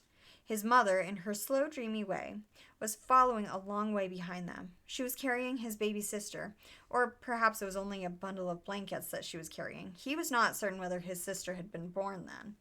Finally, they had emerged into a noisy, crowded place, which he had realized to be a tube station. There were people sitting all over the stone-flagged floor, and other people, packed tightly together, were sitting on metal bunks, one above the other.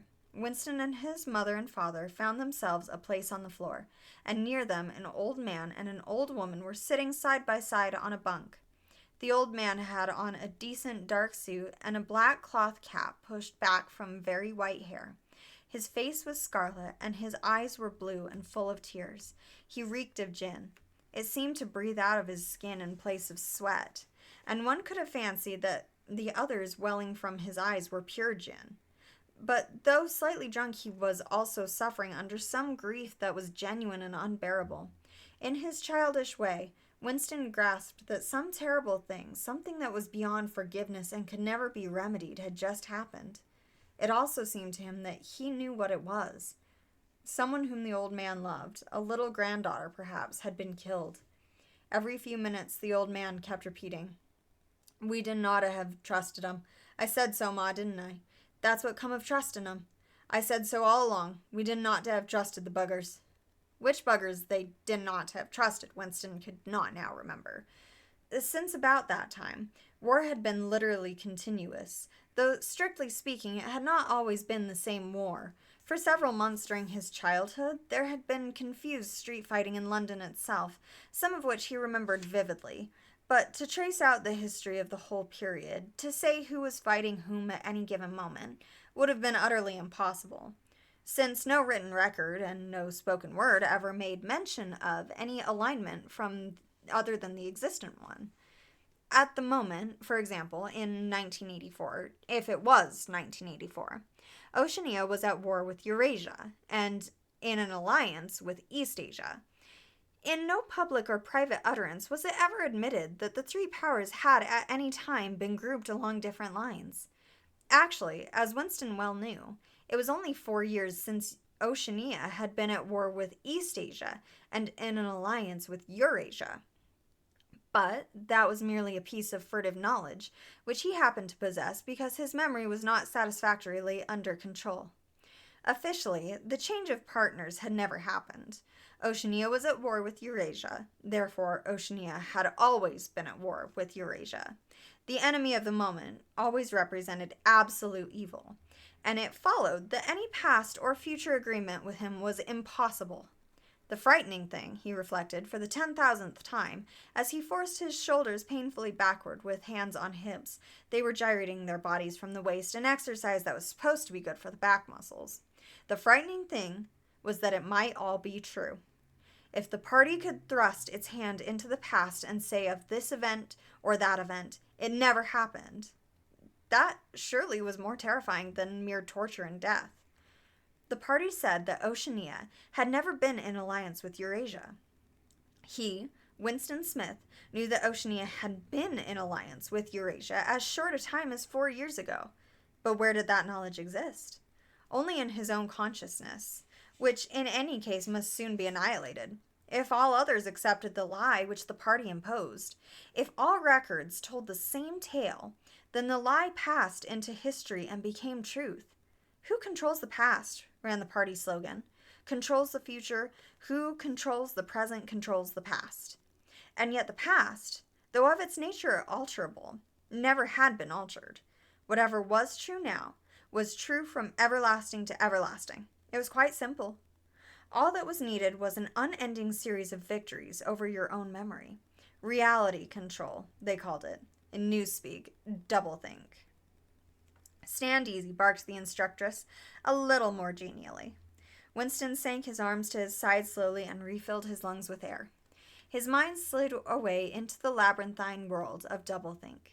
To know and to not know, to be conscious of complete truthfulness while telling carefully constructed lies, to hold simultaneously two opinions which canceled out, knowing them to be contradictory and believing in both of them, to use logic against logic, to repudiate morality while laying claim to it, to believe that democracy was impossible and that the party was the guardian of democracy, to forget whatever it was necessary to forget, and then to draw it back into memory again at the moment when it was needed, and then promptly forget it again, and above all, to apply the same process to the process itself. That was the ultimate subtlety. Consciously to induce unconsciousness, and then once again to become unconscious of the act of hypnosis you had just performed. Even to understand the word doublethink involved the use of doublethink. The instructress had called them to attention again. And now, let's see which of us can touch our toes, she said enthusiastically. Right over from the hips, please, comrades. 1, 2, 1, 2. Winston loathed this exercise, which sent shooting pains all the way from his heels to his buttocks, and often ended by bringing on another coughing fit.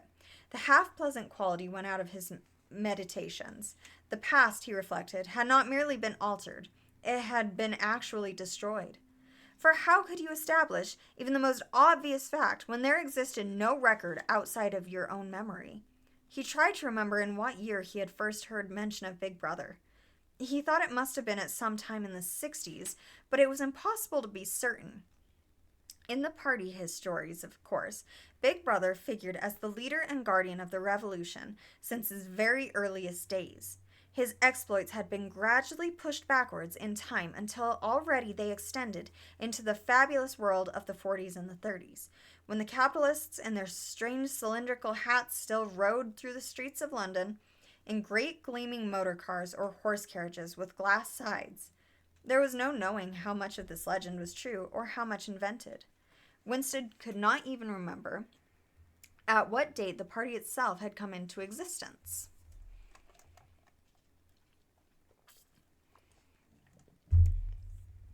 He did not believe he had ever heard the word Ingsoc before 1960, but it was possible that in its old speak form, English socialism, that is to say, it had been current earlier. Everything melted into mist. Sometimes, indeed, you could put your finger on a definite lie. It was not true, for example, as was claimed in the party history books, that the party had invented airplanes. He remembered airplanes since his earliest childhood, but you could prove nothing. There was never any evidence. Just once in his whole life he had held in his hands unmistakable documentary proof of the falsification of a historical fact. And on that occasion... Goodness, sorry, I'm like choking. I love you, Chi-Chi.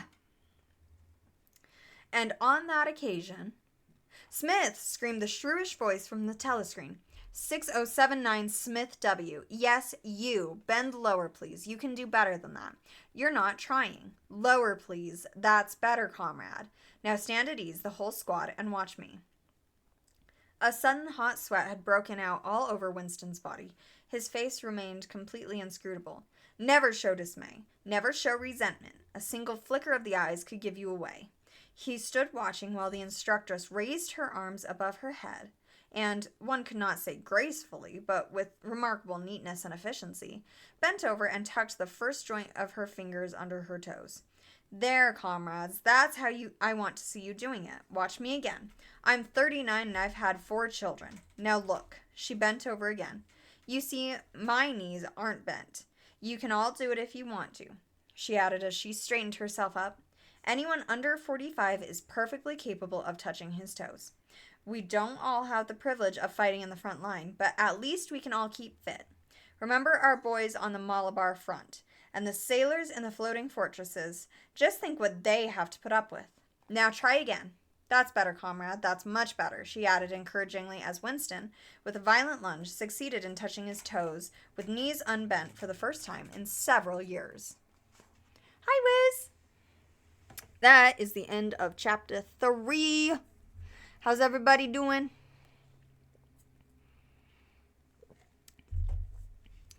This book is a vibe. This book is a vibe. Bye, cat.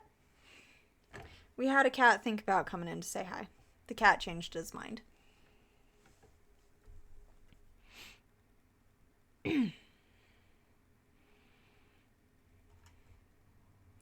Okie dokie.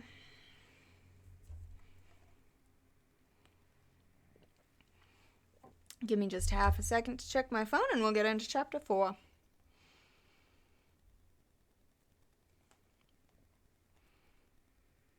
Okay, let's do this. Chapter 4. Get all cozy. Chat, you got enough snacks? Y'all better have your snacks. Get your snacks and your water and your tea. No caffeine this late, chat. You'll stay up too late. You won't be able to sleep well and you'll be grumpy at work in the morning. With the deep, unconscious sigh, which not even the nearness of the telescreen could prevent him from uttering when his day's work started, Winston pulled the speakwrite toward him, blew the dust from its mouthpiece, and put on his spectacles. Then he unrolled and clipped together 4 small cylinders of paper, which had already flopped out of the pneumatic tube on the right-hand side of his desk. In the walls of the cubicle, there were 3 orifices. To the right of the speakwrite, a small pneumatic tube for written messages. To the left, a larger one for newspapers. And in the side wall, within easy reach of Winston's arm, a large oblong slit protected by a wire grating. The last was for the disposal of waste paper. Similar slits existed in thousands or tens of thousands throughout the building, not only in every room, but at short intervals in every corridor. For some reason, they were nicknamed memory holes. When one knew that any document was due for destruction, or even when one saw a scrap of waste paper lying about, it was an automatic action to lift the flap of the nearest memory hole and drop it, whereupon it would be whirled away on a current of warm air to the enormous furnaces which were hidden somewhere in the recesses of the building. Winston examined the 4 slips of paper which he had unrolled. Each contained a message for only 1 or 2 lines in the abbreviated jargon, not actually newspeak, but consisting largely of newspeak words, which was used in the Ministry for Internal Purposes. They ran, Times, 17.3.84, BB's speech, malreported Africa, rectify. Times 19.12.83, forecast 3 YP, 4th quarter, 83 misprints, verify current issue. Times 14.2.84, mini plenty, malquoted, chocolate rectify.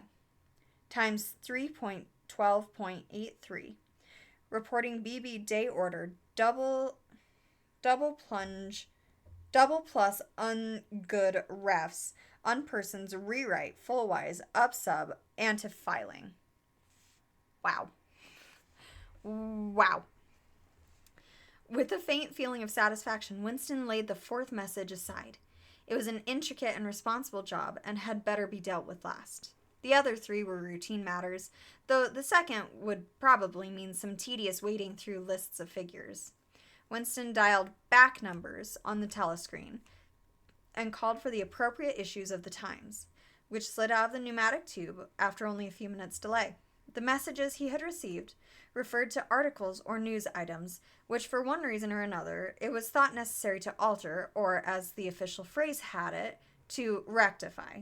For example, it appeared from the Times of the 17th of March that Big Brother, in his speech of the previous day, had predicted that the South Indian front would remain quiet, but that a Eurasian offensive would shortly be launched in North Africa. As it happened, the Eurasian Higher Command had launched its offensive in South India and left North Africa alone. It was therefore necessary to rewrite a paragraph of Big Brother's speech in such a way as to make him predict the thing that had actually happened.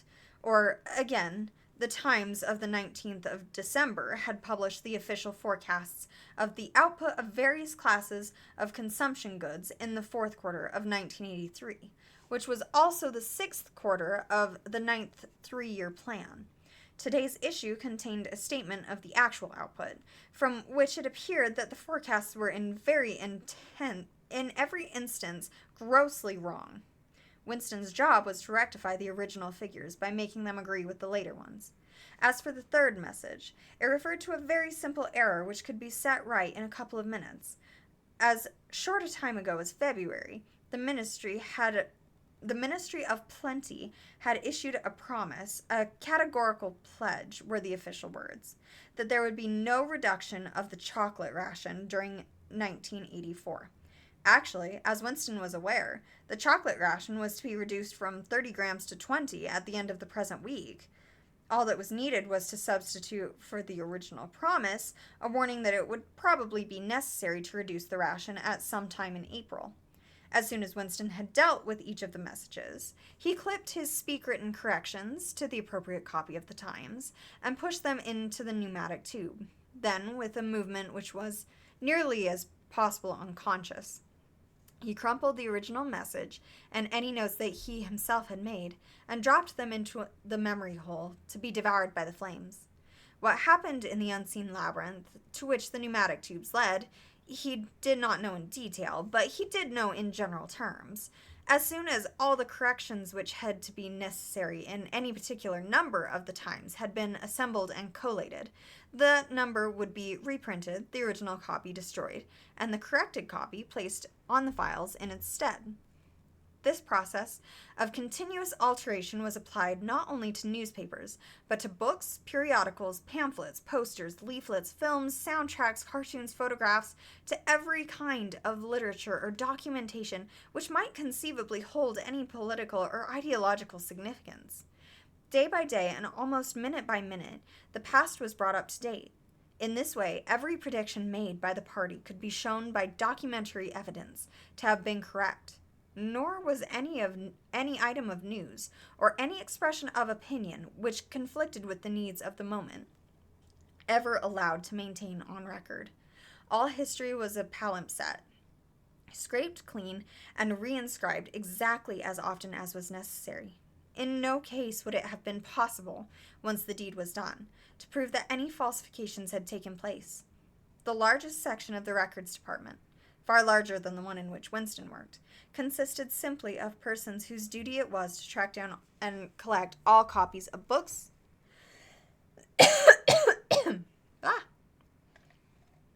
Which chapter are we in? I believe this is 4, Rowdy. I believe this is 4. Yes, it is. Sorry, I'm like, ugh, I'm dying. I haven't talked this much in a hot minute. So, just so y'all know. Okay. Oh, where was I?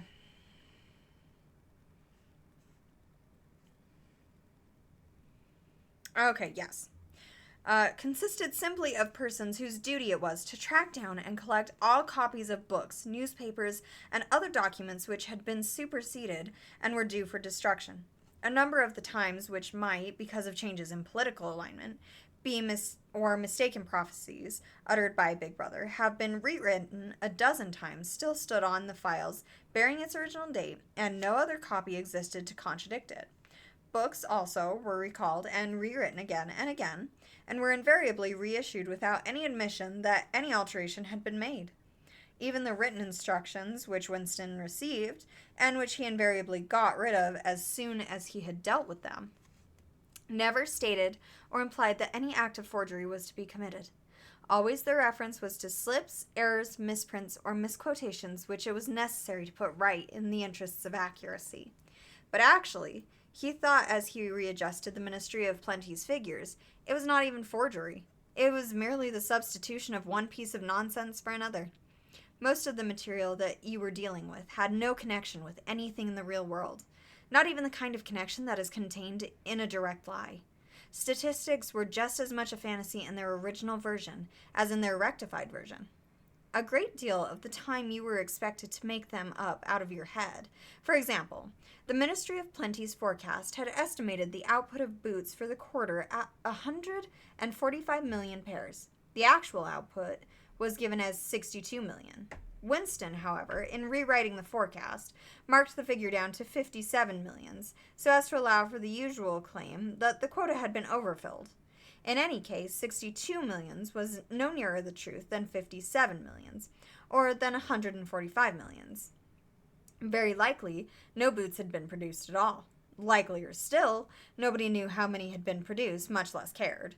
All one knew was that every quarter astronomical numbers of boots were produced on paper, while perhaps half the population of Oceania went barefoot.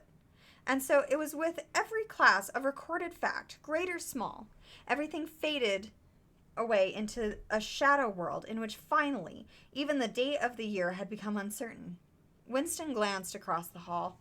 In the corresponding cubicle on the other side, a small, precise, dark-chinned man on the other side named, wow. Yeah, you passed my pop quiz. Well, I can't speak, so do I still pass? Anyways. Winston glanced across the hall. In the corresponding cubicle on the other side, a small, precise... Well, damn, Rowdy. That's one way to get my attention. Also, I needed more water anyway, so thank you. Thanks, Rowdy.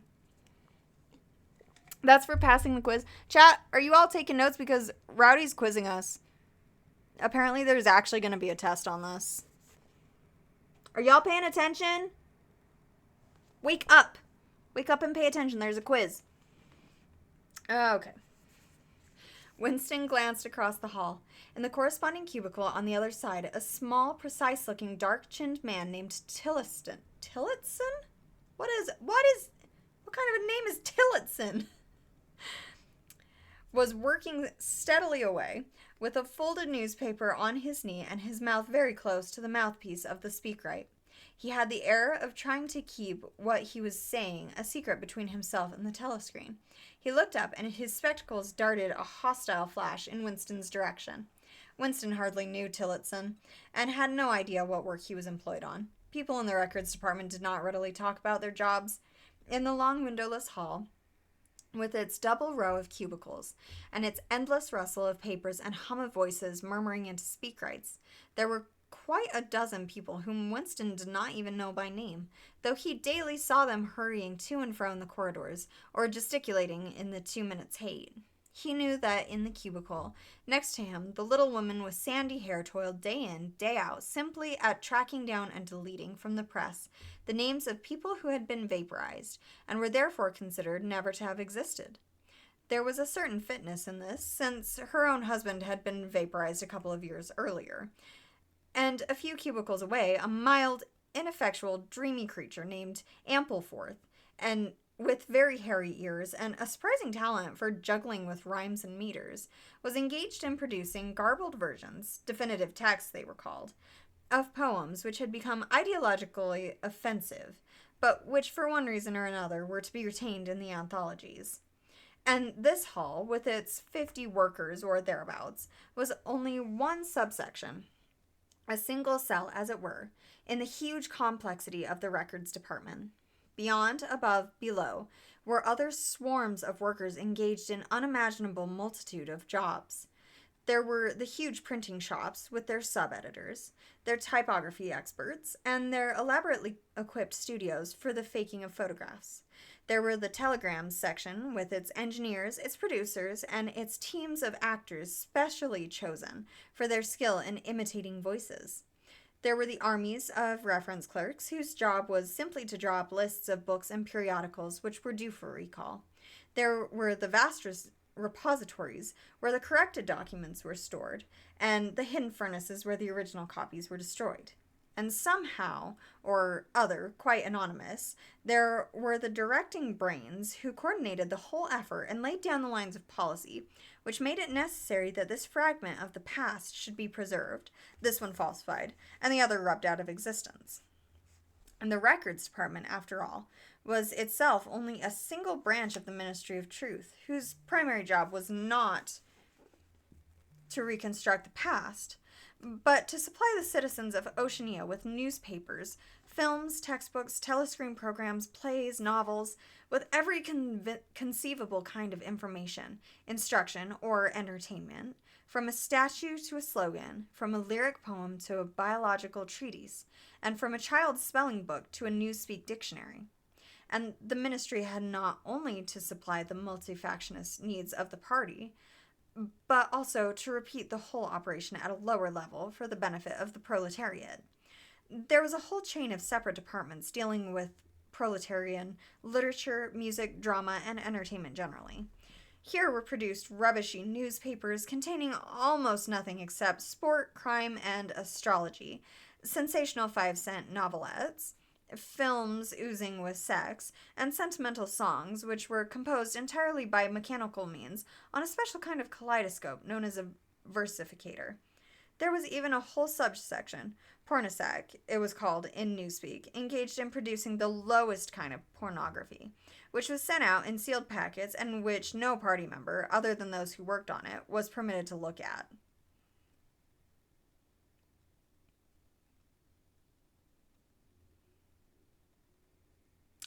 Rowdy, that's so generous. That is so generous. Everyone say thank you to Rowdy.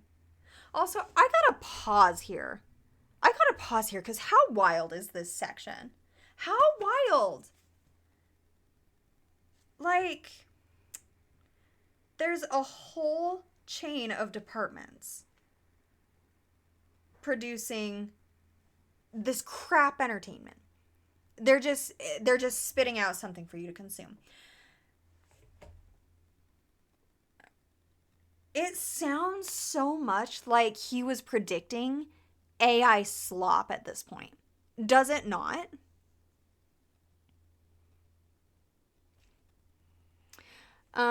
Yes. If you sign the petition for ACLU, let Rowdy know, but be honest about it. And also, it's a really fast and easy thing to fill out. It's like 30 seconds max. 30 seconds max. So go fill out the form. Go fill out the form. Go harass a representative. I'm begging. Anyways, does it not sound like he was like straight up talking about AI slop here? Like AI music that keeps popping up on Spotify. Like AI novels are a huge thing right now. AI is replacing actors. AI is writing scripts. This is crazy. Like homie knew. Homie knew how soon in advance he was writing this for us. And we're active. This was not supposed to be an instruction manual. And that's how it turned out. This is like the instruction manual of what we are experiencing today. This is the format. Like, the more I read it, the more I'm like, well, that's where we're at. That's where we're at.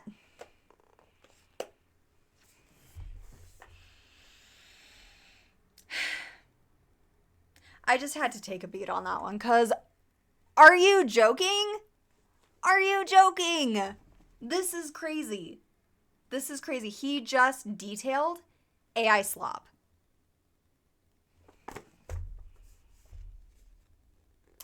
Rowdy, this was not ever supposed to be our instruction manual. It was a warning. It was a warning, and instead we're just living it out.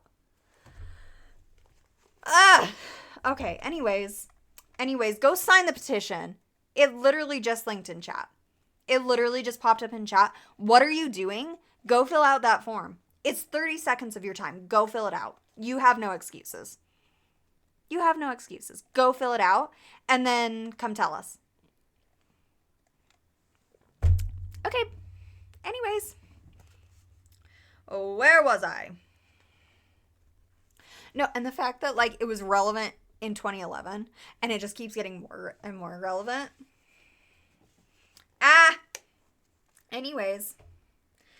Anyways, okay. 3 messages had slid out of the pneumatic tube while Winston was working. But they were simple matters, and he had disposed of them before the 2 minutes hate interrupted him. When the hate was over, he returned to his cubicle, took the Newspeak dictionary from the shelf, pushed the Speak Right to one side, cleaned his spectacles, and settled down to his main job of the morning. Winston's greatest pleasure in life was in his work. Most of it was a tedious routine, but included in it there were also jobs so difficult and intricate that you could lose yourself in them as in the depths of a mathematical problem. Delicate pieces of forgery in which you had nothing to guide you except your knowledge of the principles of Ingsoc and your estimate of what the party wanted you to say. Winston was good at this kind of thing. On occasion, he had even been entrusted with the rectification of the Times' leading articles, which were written entirely in Newspeak. He unrolled the message that he had set aside earlier. It ran, Times, 3.12.83, reporting BB Day Order double plus ungood refs, unpersons rewrite full wise upsub antifiling. In Old Speak, or Standard English, this might be rendered, the reporting of Big Brother's order for the day in the Times of December 3rd, 1983, is extremely unsatisfactory and makes references to non-existent persons. Rewrite it in full and submit your draft to higher authority before filing. Winston read through the offending article. Big Brother's order for the day, it seemed, had been chiefly devoted to praising the work of an organization known as FFCC, which supplied cigarettes and other comforts to the sailors in the floating fortresses. A certain Comrade Withers, a prominent member of the inner party, had been singled out for special mention and awarded a decoration, the Order of Conspicuous Merit, second class. 3 months later, FFCC had suddenly been dissolved with no reasons given. One could assume that Withers and his associates were now in disgrace, but there had been no report of the matter in the press or on the telescreen. That was to be expected, since it was unusual for political offenders to be put on trial or even publicly denounced. The Great Purges involved thousands of people with public trials of traitors and thought criminals who made object confession of their crimes and were afterwards executed, were special showpieces, not occurring oftener than once in a couple of years. More commonly, people who had incurred the displeasure of the party simply disappeared and were never heard of again. One never had the smallest clue as to what had happened to them. In some cases, they might not even be dead. Perhaps 30 people personally known to Winston, not counting his parents, had disappeared at one time or another. Winston stroked his nose gently with a paperclip. In the cubicle across the way, Comrade Tillotson was still crouching secretively over his speakwrite. He raised his head for a moment. Again, the hostile spectacle flash. Winston wondered whether Comrade Tillotson was engaged in the same job as himself. It was perfectly possible. So tricky a piece of work would never be entrusted to a single person. On the other hand, to turn it over to a committee would be to admit openly that inactive fabrication was taking place. Very likely as many as a dozen people were now working away on rival versions of what Big Brother had actually said. And presently some master brain in the inner party would select this version or that, would re-edit it, and set in motion the complex process of cross-referencing that would be required, and then the chosen lie would pass into the permanent records and become truth. Winston did not know why Withers had been disgraced. Perhaps it was for corruption or incompetence. Perhaps Big Brother was merely getting rid of a too popular subordinate. Perhaps Withers, or someone close to him, had been suspected of heretical tendencies. Or perhaps, what was likeliest of all, the thing had simply happened because purges and vaporizations were a necessary part of the mechanics of government. The only real clue lay in the words, refs on persons, which indicated that Withers was already dead. You could not invariably assume this to be the case when people were arrested. Sometimes they were released and allowed to remain at liberty for as much as a year or two before being executed. Very occasionally, some persons whom you had believed dead long since would make a ghostly reappearance at some public trial where he would implicate hundreds of others by his testimony before vanishing, this time forever. Withers, however, was already an unperson. He did not exist. He had never existed. Winston decided that it would not be enough simply to reverse the tendency of Big Brother's speech. It was better to make it deal with something totally unconnected to its original subject.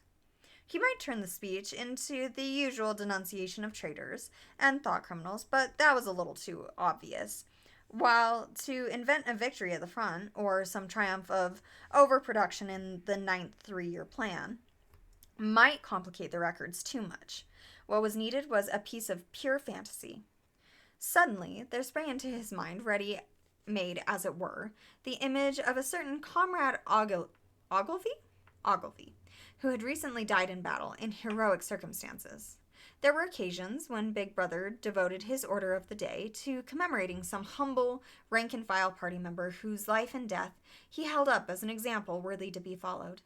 Today he would commemorate Comrade Ogilvy. It was true that there was no such person as Comrade Ogilvy, but a few lines of print and a couple of faked photographs would soon bring him into existence.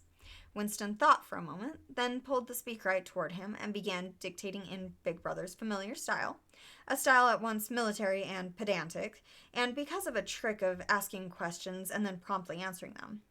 What lessons do we learn from this fact, comrades? The lesson, which is also one of the fundamental principles of Ingsoc, that, etc., etc., was easy to imitate. At the age of 3, Comrade Ogilvy had refused all toys except a drum, a submachine gun, and a model helicopter. At 6, a year early, by a special relaxation of the rules, he had joined the spies. At 9, he had been a troop leader. At 11, he had denounced his uncle to the thought police after overhearing a conversation which appeared to him to have criminal tendencies. At 17, he had been a district organizer of the Junior Anti-Sex League. At 19, he had designed a hand grenade, which had been adopted by the Ministry of Peace and which, at its first trial, had killed 31 Eurasian prisoners in one burst. At 23, he had perished in action. Pursued by enemy jet planes while flying over the Indian Ocean with important dispatches, he had weighted his body with the machine gun and leapt out of the helicopter into deep water, dispatches and all. And said Big Brother, which it was impossible to contemplate without feelings of envy. Big Brother added a few remarks on the purity and single-mindedness of Comrade Ogilvy's life. He was a total abstainer and a non-smoker, and no recreations except a daily hour in the gymnasium, and had taken a vow of celibacy, believing marriage and the care of a family to be incompatible with a 24-hour-a-day devotion to duty.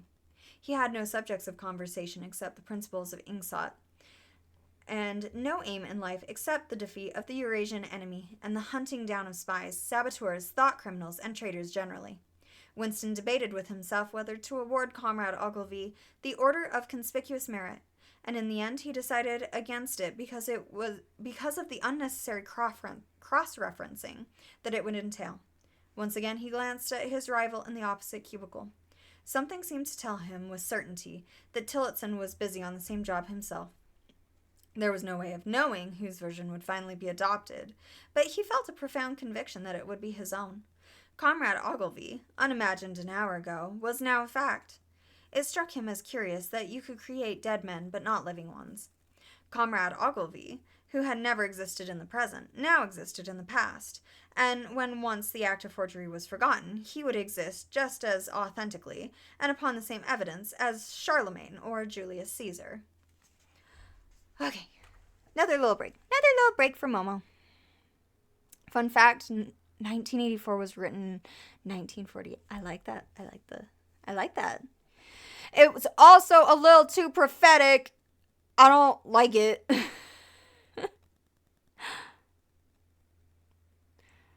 Also, yeah, guys, go sign the damn petitions. Go sign it. Go sign it. Go sign the damn petition.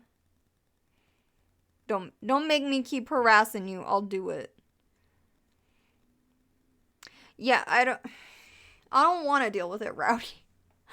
As a millennial, I have lived through a few too many once-in-a-lifetime events. You know what I'm saying? A few too many. Like, can we just live in, like, average, predictable, non-interesting times? You know what's wild? Is that probably, like, was our, like, 2010s? Which our 2010s still had stuff going down. But that's like kind of the last time I remember nothing really happening, you know?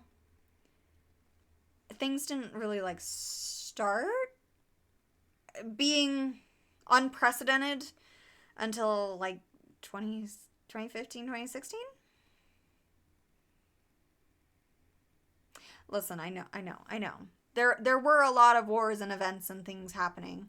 It just feels like we've dialed it up a lot this time around, you know? Anyways, millennials are tired. Millennials have been through it, y'all.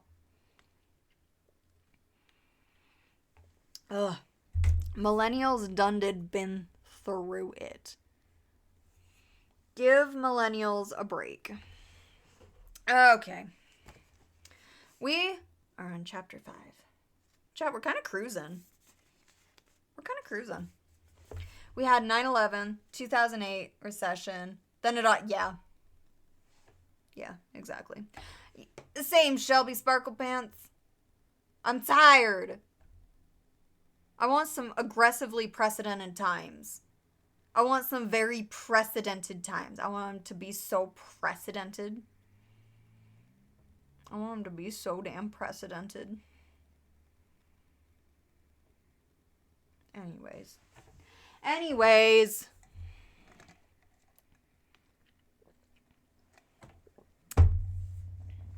On we go.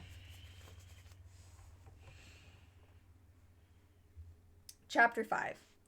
In the low-ceilinged canteen, deep underground, the lunch queue jerked slowly forward. The room was already very full and deafeningly noisy. From the grill at the counter, the steam of stew came pouring forth, with a very sour metallic smell which did not quite overcome the fumes of Victory Gin. On the far side of the room, there was a small bar, a mere hole in the wall, where gin could be bought at 10 cents the large nip. Just the man I was looking for, said a voice at Winston's back. He turned round. It was his friend Syme, who worked in the research department. Perhaps friend was not exactly the right word. You did not have friends nowadays, you had comrades. But there were some comrades whose society was pleasanter than others. Syme was a philologist? A specialist in newspeak. Indeed, he was one of the enormous team of experts now engaged in compiling the 11th edition of the Newspeak Dictionary. He was a tiny creature, smaller than Winston, with dark hair and large protuberant eyes, at once mournful and derisive, which seemed to search your face closely while he was speaking to you. I wanted to ask you whether you'd got any razor blades, he said. Not one, said Winston, with a sort of guilty haste. I've tried all over the place. They don't exist any longer. Everyone kept asking you for razor blades. Actually, he had 2 unused ones, which he was hoarding up. There had been a famine for them for months past. At any given moment, there was some necessary article which the party shops were unable to supply. Sometimes it was buttons, sometimes it was darning wool, sometimes it was shoelaces. At present, it was razor blades. You could only get a hold of them, if at all, by scrounging more or less furtively on the free market. I've been using the same blade for 6 weeks, he added untruthfully. The queue gave another jerk forward. As they halted, he turned and faced Syme again. Each of them took a greasy metal tray from a pile at the edge of the counter. Did you go and see the prisoners hanged yesterday, said Syme. I was working, said Winston indifferently. I shall see it on the flicks, I suppose. A very inadequate substitute, said Syme. His mocking eyes roved over Winston's face. I know you, the eyes seemed to say. I see through you. I know very well why you didn't go to see those prisoners hanged. In an intellectual way, Syme was venomously orthodox. He would talk with a disagreeable, gloating satisfaction of helicopter raids on enemy villages, the trial and confessions of thought criminals, the executions in the cellars of the Ministry of Love. Talking to him was largely a matter of getting him away from such subjects and entangling him, if possible, in the technicalities of newspeak, on which he was authoritative and interesting. Winston turned his head a little aside to avoid the scrutiny of the large dark eyes. It was a good hanging, said Syme reminiscently. I think it spoils it when they tie their feet together. I like to see them kicking, and above all, at the end, the tongue sticking right out, and blue, a quite bright blue. That's the detail that appeals to me. Next, please, yelled the white apron Prohl with the ladle. Winston and Syme pushed their trays beneath the grill. Onto each was dumped swiftly the regulation lunch. Metal pannikin of pinkish gray stew, a hunk of bread, a cube of cheese, a mug of milkless Victory coffee, and one saccharin tablet.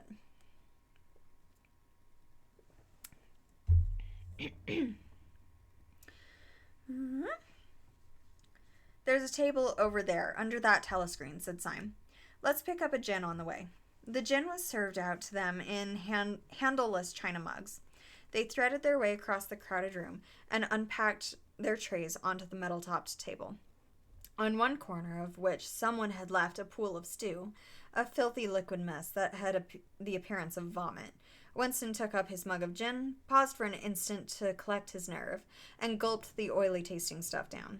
When he had winked the tears out of his eyes, he suddenly discovered that he was hungry. He began swallowing spoonfuls of the stew, which, in among its general sloppiness, had cubes of spongy pinkish stuff which was probably a preparation of meat. Neither of them spoke again, till they had emptied their pannikins.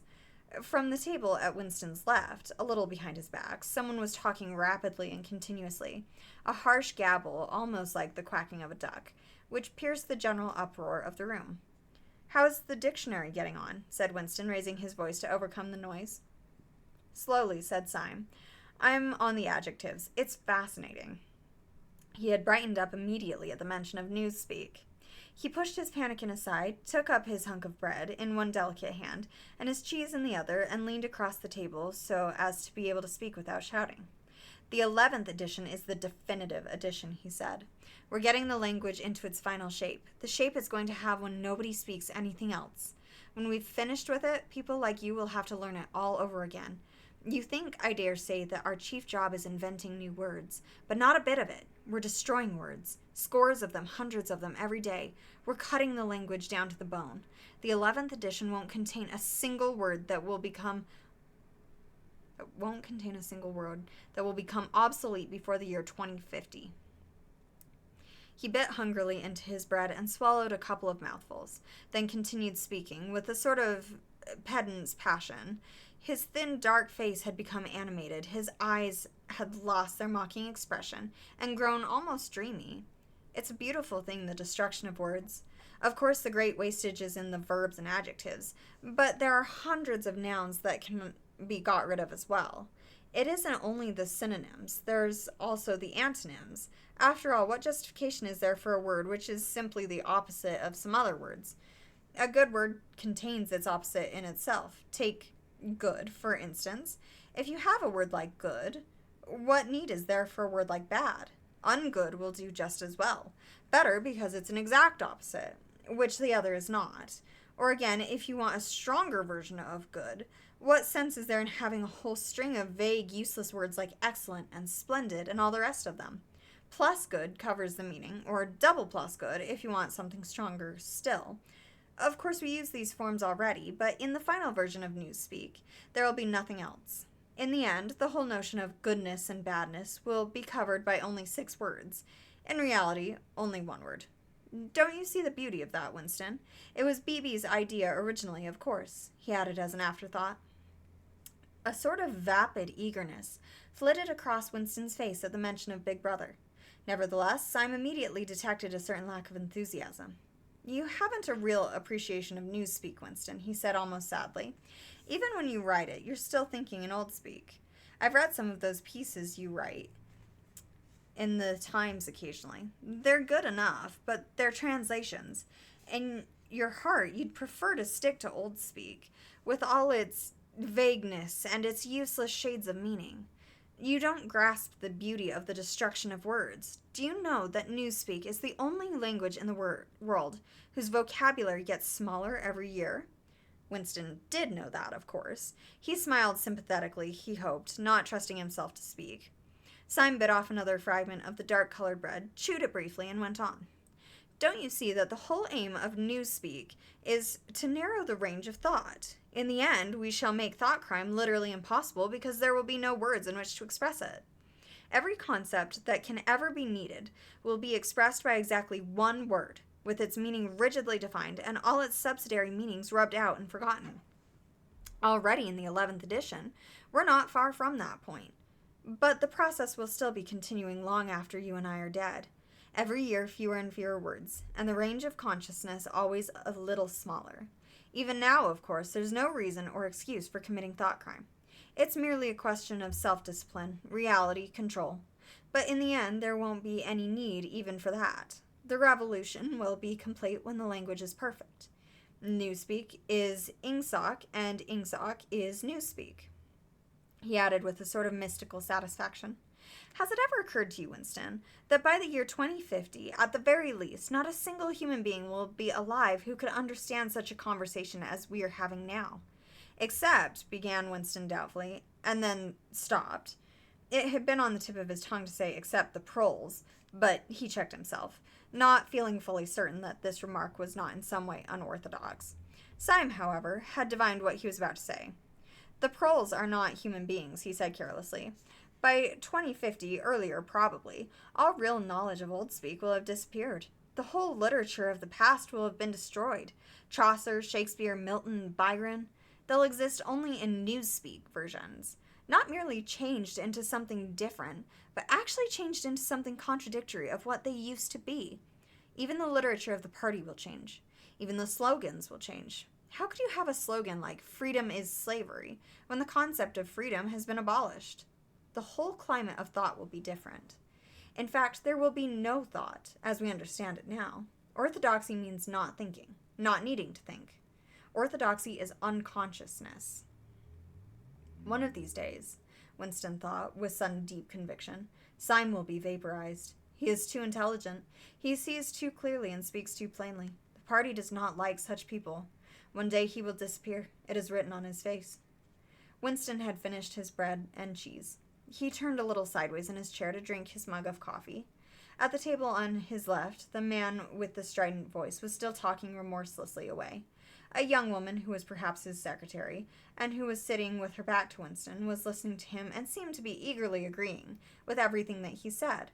From time to time, Winston caught some such remark as, "I think you're so right. I do so agree with you," uttered in a youthful and rather silly feminine voice. But the other voice never stopped for an instant, even when the girl was speaking. Winston knew the man by sight, though he knew no more about him than that he held some important post in the fiction department. He was a man of about 30, with a muscular throat and a large, mobile mouth. His head was thrown back a little, and because of the angle at which he was sitting, his spectacles caught the light and presented to Winston two blank discs instead of eyes. What was horrible was that from the stream of sound that poured out of his mouth, it was almost impossible to distinguish a single word. Just once Winston caught a phrase: complete and final elimination of Goldsteinism, jerked out very rapidly, and as it seemed, all in one piece, like a line of type cast solid. For the rest, it was just a noise, a quack, quack, quacking. And yet, though you could not actually hear what the man was saying, you could not be in any doubts about its general nature. He might be denouncing Goldstein and demanding sterner measures against thought criminals and saboteurs. He might be fulminating against the atrocities of the Eurasian army. He might be praising Big Brother or the heroes on the Malabar front. It made no difference. Whatever it was, you could be certain that every word of it was pure orthodoxy, pure Ingsoc. As he watched the eyeless face with the jaw moving rapidly up and down, Winston had a curious feeling that this was not a real human being, but some kind of dummy. It was not the man's brain that was speaking, it was his larynx. The stuff that was coming out of him consisted of words, but it was not speech in the true sense. It was a noise uttered in unconsciousness, like the quacking of a duck. Syme had fallen silent for a moment, and with the handle of his spoon was tracing patterns in the puddle of stew. The voice from the other table quacked rapidly on, easily audible in spite of the surrounding din. "There is a word in Newspeak," said Syme. "I don't know whether you know it. Duck speak, to quack like a duck. It is one of those interesting words that have two contradictory meanings. Applied to an opponent, it is abuse. Applied to someone you agree with, it is praise. Unquestionably, Syme will be vaporized, Winston thought again. He thought it with a kind of sadness, although well knowing that Syme despised him and slightly disliked him, and was fully capable of denouncing him as a thought criminal if he saw any reason for doing so. There was something subtly wrong with Syme. There was something that he lacked. Discretion, aloofness, a sort of saving stupidity. You could not say that he was unorthodox. He believed in the principles of Ingsoc. He venerated Big Brother. He rejoiced over victories. He hated heretics, not merely with sincerity, but with a sort of restless zeal, an up-to-dateness of information with which the ordinary party member did not approach.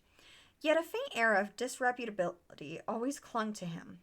He said things that would have been better unsaid. He had read too many books. He frequented the Chestnut Tree Cafe, haunt of painters and musicians. There was no law, not even an unwritten law, against frequenting the Chestnut Tree Cafe. Yet the place was still somehow ill-omened. The old discredited leaders of the party had been used to gather there before they were finally purged. Goldstein himself, it was said, had sometimes been seen there years and decades ago. Syme's fate was not difficult to foresee, and yet it was a fact that if Syme grasped, even for 3 seconds, the nature of his, Winston's, secret opinions, he would betray him in an instant to the thought police. So would anybody else, for that matter, but Syme more than most. Zeal was not enough. Orthodoxy was unconsciousness. Syme looked up. "Here comes Parsons," he said. Something in the tone of his voice seemed to add, "That bloody fool." Parsons, Winston's fellow tenant at Victory Mansions, was, in fact, threading his way across the room. A tubby, middle-sized man with fair hair and a frog-like face. At 35, he was already putting on rolls of fat at neck and waistline, but his movements were brisk and boyish. His whole appearance was that of a little boy grown large, so much so that although he was wearing the regulation overalls, it was almost impossible not to think of him as being dressed in the blue shorts, gray shirt, and red neckerchief of the spies. In visualizing him, one saw always a picture of dimpled knees and sleeves rolled back from pudgy forearms. Parsons did, indeed, invariably revert to shorts when a community hike or any other physical activity gave him an excuse for doing so. He greeted them both with a cheery "hello, hello," and sat down at the table, giving off an intense smell of sweat. Beads of moisture stood out all over his pink face. His powers of sweating were extraordinary. At the community center, you could always tell when he had been playing table tennis by the dampness of the bat handle. Syme had produced a strip of paper on which there was a long column of words, and studying it with an ink pencil between his fingers. "Look at him working away in the lunch hour," said Parsons, nudging Winston. "Keenness, eh? What's that you've got there, old boy? Something a bit too brainy for me, I expect. Smith, old boy, I'll tell you why I'm chasing you. It's that sub you forgot to give me." "Which sub is that?" said Winston, automatically feeling for money. About a quarter of one's salary had to be earmarked for voluntary subscriptions, which were so numerous that it was difficult to keep track of them. "For Hate Week, you know, the House by House Fund. I'm treasurer for our block. We're making an all-out effort, going to put on a tremendous show.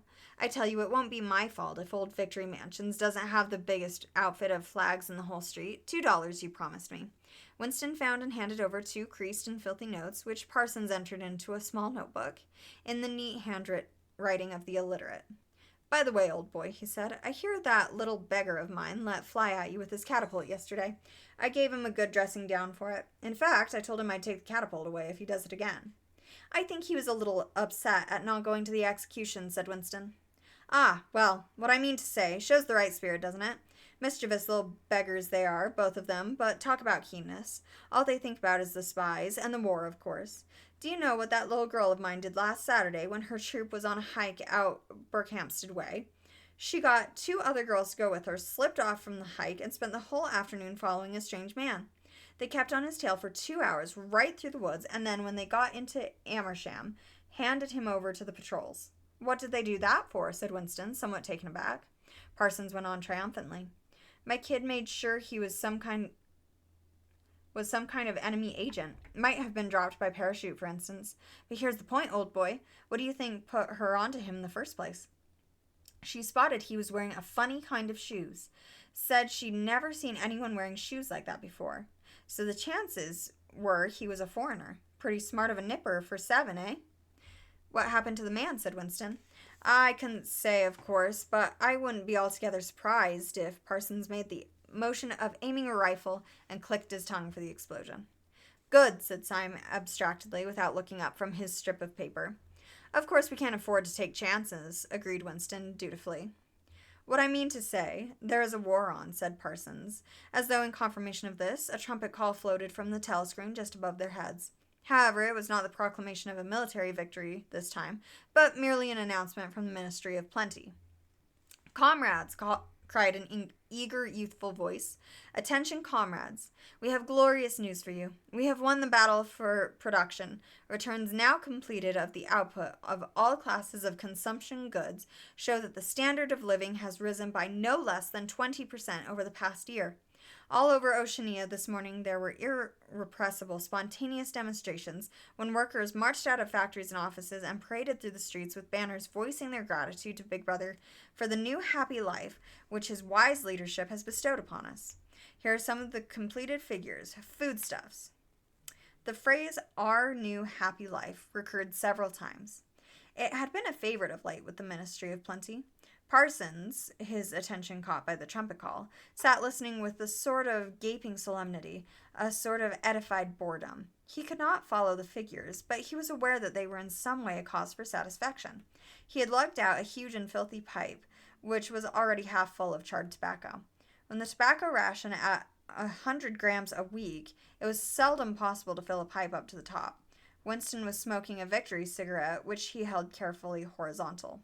The new ration did not start until tomorrow, and he only had 4 cigarettes left.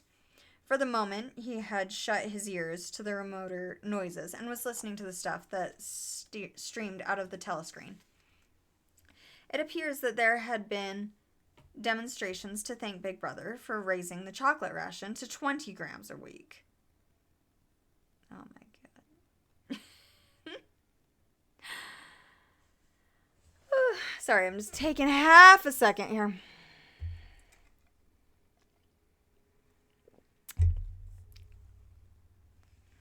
Okay. Okay, but the parallel here of the government saying, look how much good we did. Everyone's so happy. We've increased output. Your life is better. Meanwhile, everybody's not actually living any better. And they're like the output of Boots towards the beginning when they were like, we've made 67 million pairs of boots.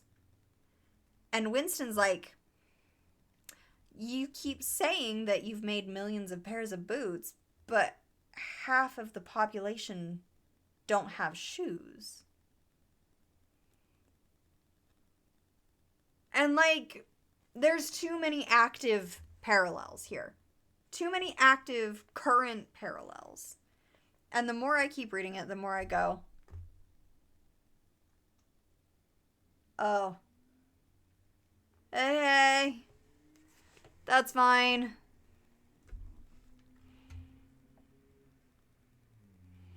That's fine.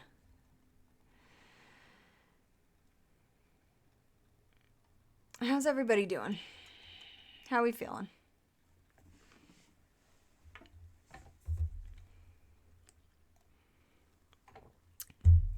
Okay.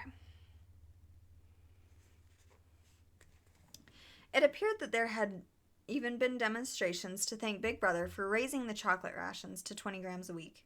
And only yesterday, he reflected, it had been announced that the ration was to be reduced to 20 grams a week.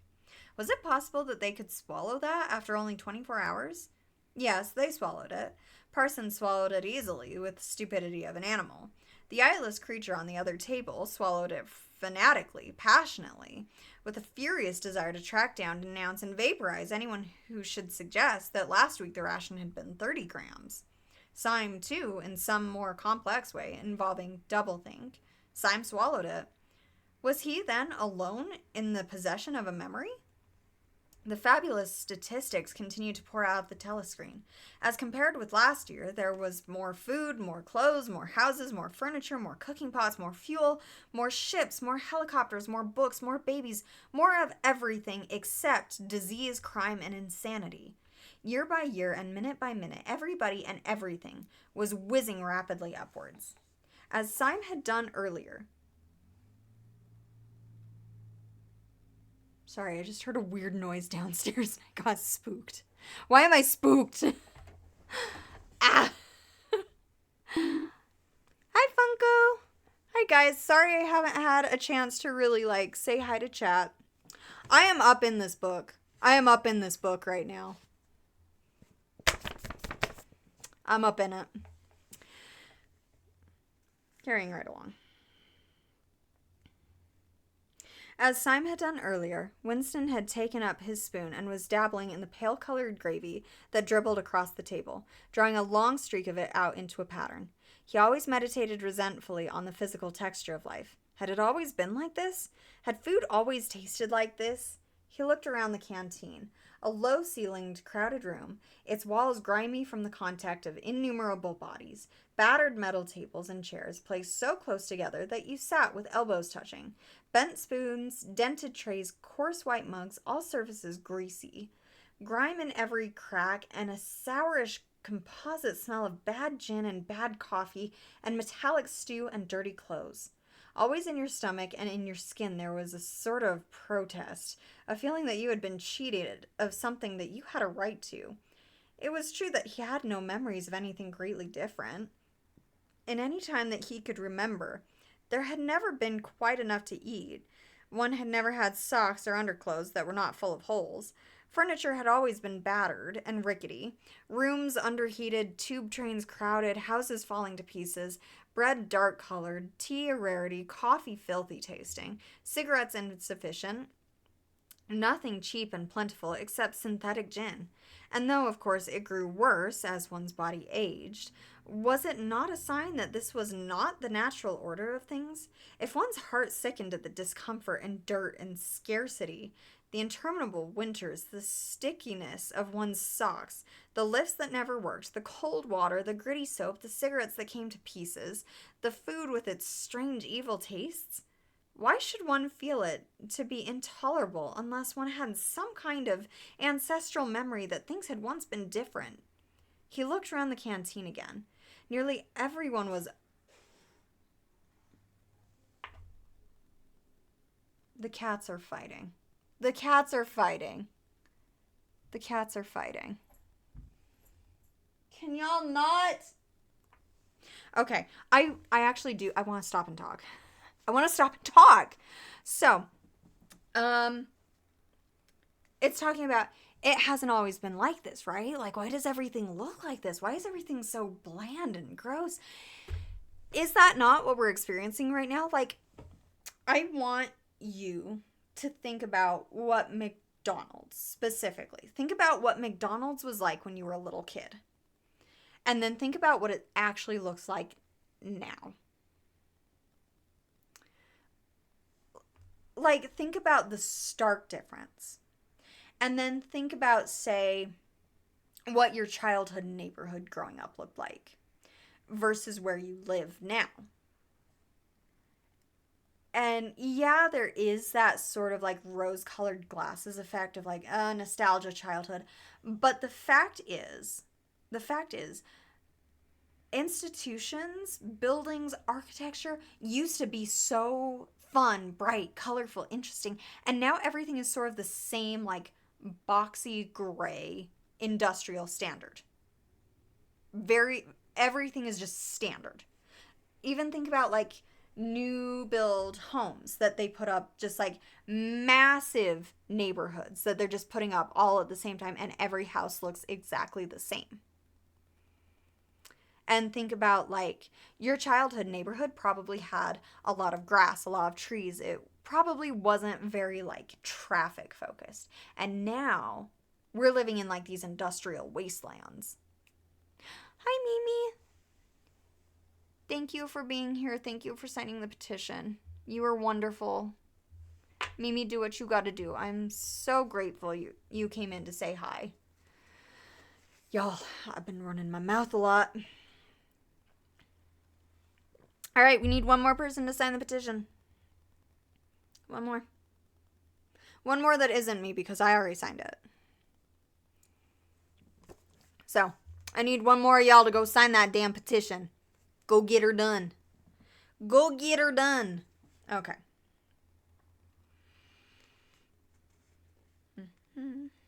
He looked around the canteen again. Nearly everyone was ugly and would still have been ugly even if dressed otherwise than in the uniform blue overalls.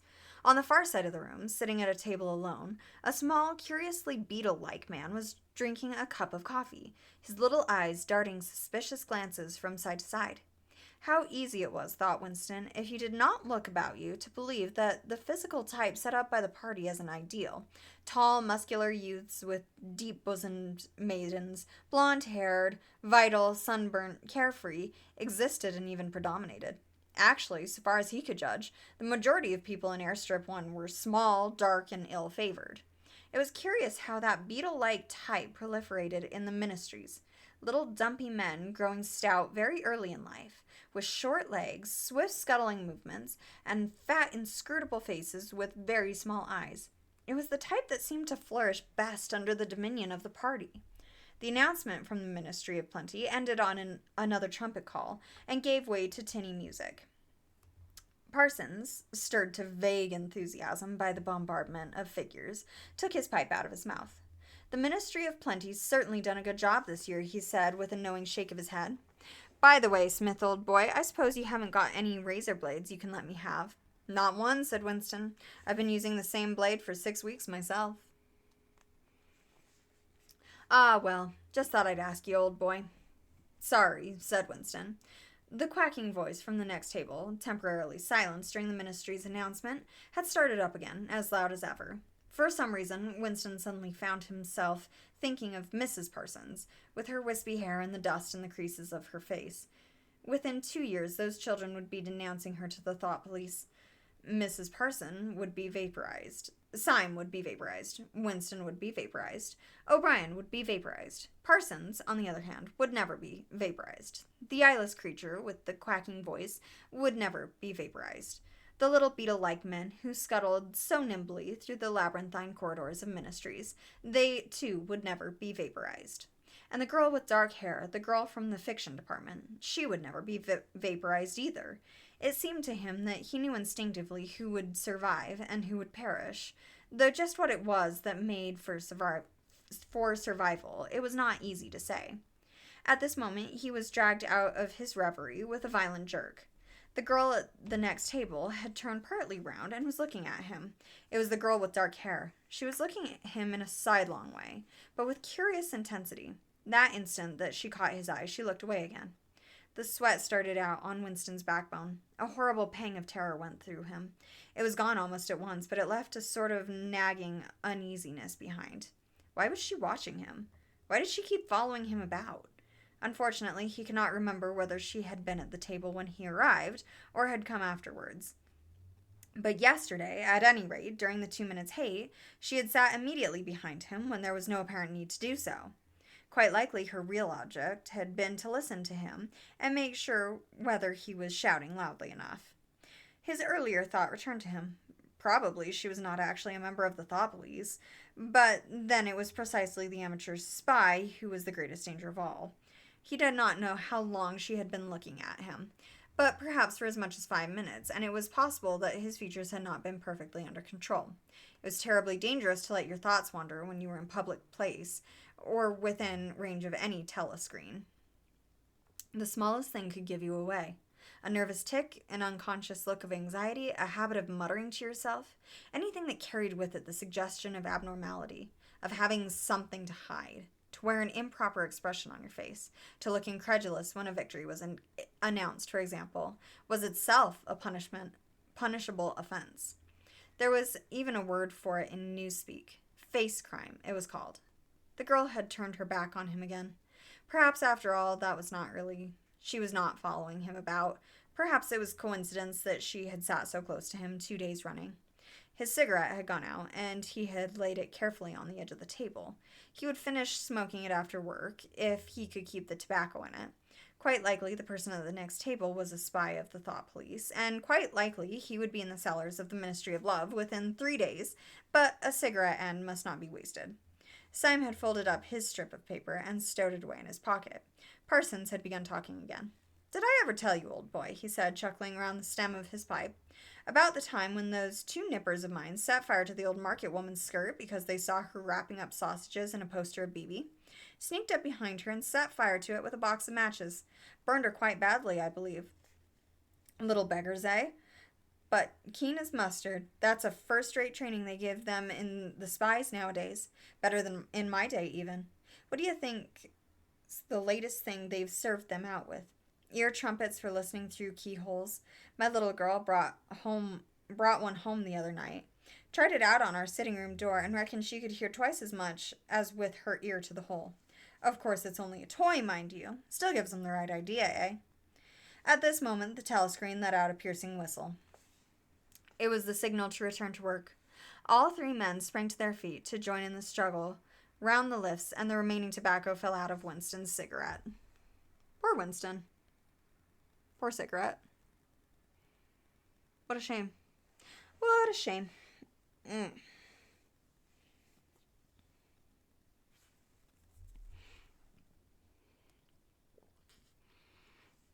All right, chat. Chapter 6. Let's go.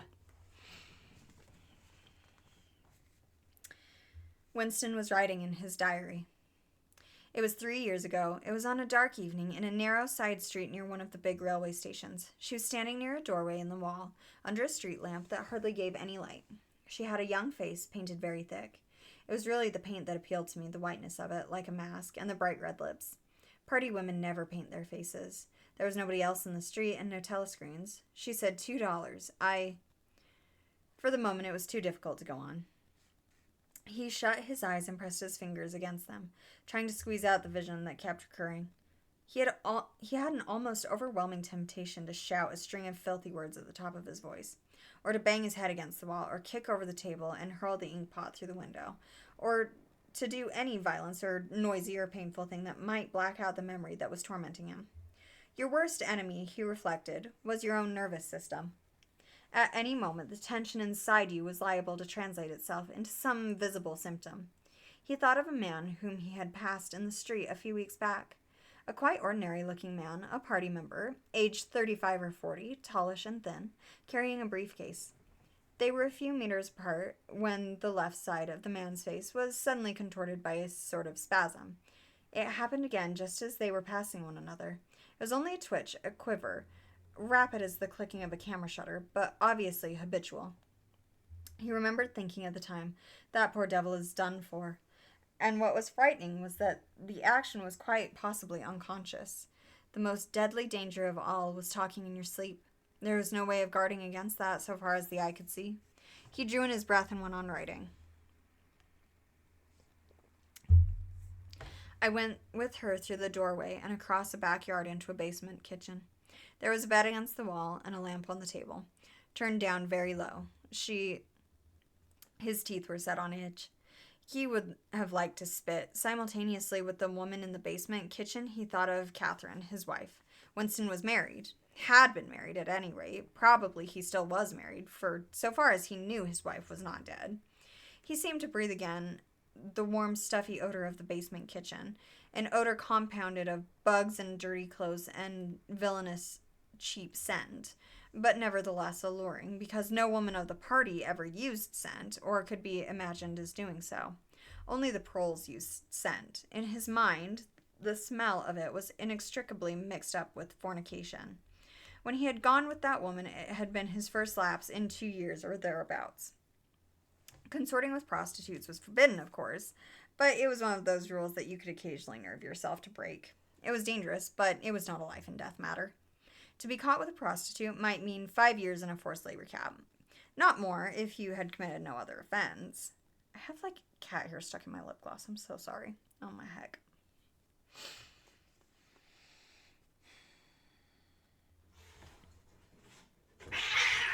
Oh my gosh, the cats are fighting.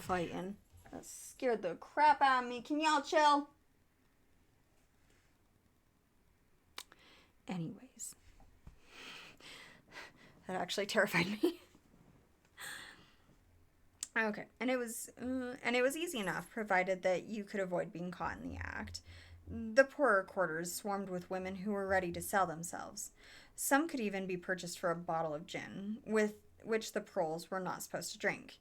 Tacitly, the party was even inclined to encourage prostitution, as an outlet for instincts which could not be altogether suppressed. Mere debauchery did not matter very much, so long as it was furtive and joyless, and only involved the women of a submerged and despised class. The unforgivable crime was promiscuity between party members, but though this was one of the crimes that the accused in the Great Purges invariably confessed to, it was difficult to imagine any such thing actually happening. The aim of the party was not merely to prevent men and women from forming loyalties which it might not be able to control. Its real, undeclared purpose was to remove all pleasure from the sexual act. Not love so much as eroticism was the enemy, inside marriage as well as outside it. All marriages between party members had to be approved by a committee appointed for the purpose, and, though the principle was never clearly stated, permission was always refused if the couple concerned gave the impression of being physically attracted to one another. The only recognized purpose of marriage was to beget children for the service of the party. Sexual intercourse was to be looked on as a slightly disgusting minor operation, like having an enema. This again was never put into plain words, but in an indirect way. It was rubbed into every party member from childhood onwards. There were even organizations such as the Junior Anti-Sex League, which advocated complete celibacy for both sexes. All children were to be begotten by artificial insemination, ARTSEM, as it was called in newspeak, and brought up in public institutions. This, Winston was aware, was not meant altogether seriously, but somehow it fitted in with the general ideology of the party. The party was trying to kill the sex instinct, or, if it could not be killed, then to distort it and dirty it. He did not know why this was so, but it seemed natural that it should be so. And so far as the women were concerned, the party's efforts were largely successful. He thought again of Catherine. It must be 9, 10, nearly 11 years since they had parted. It was curious how seldom he thought of her. For days at a time he was capable of forgetting that he had ever been married.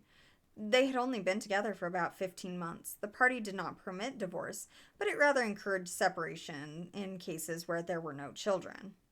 Catherine was a tall, fair-haired girl, very straight with splendid movements. She had a bold, aquiline face, a face that one might have called noble, until one discovered that there was an nearly impossible nothing behind it.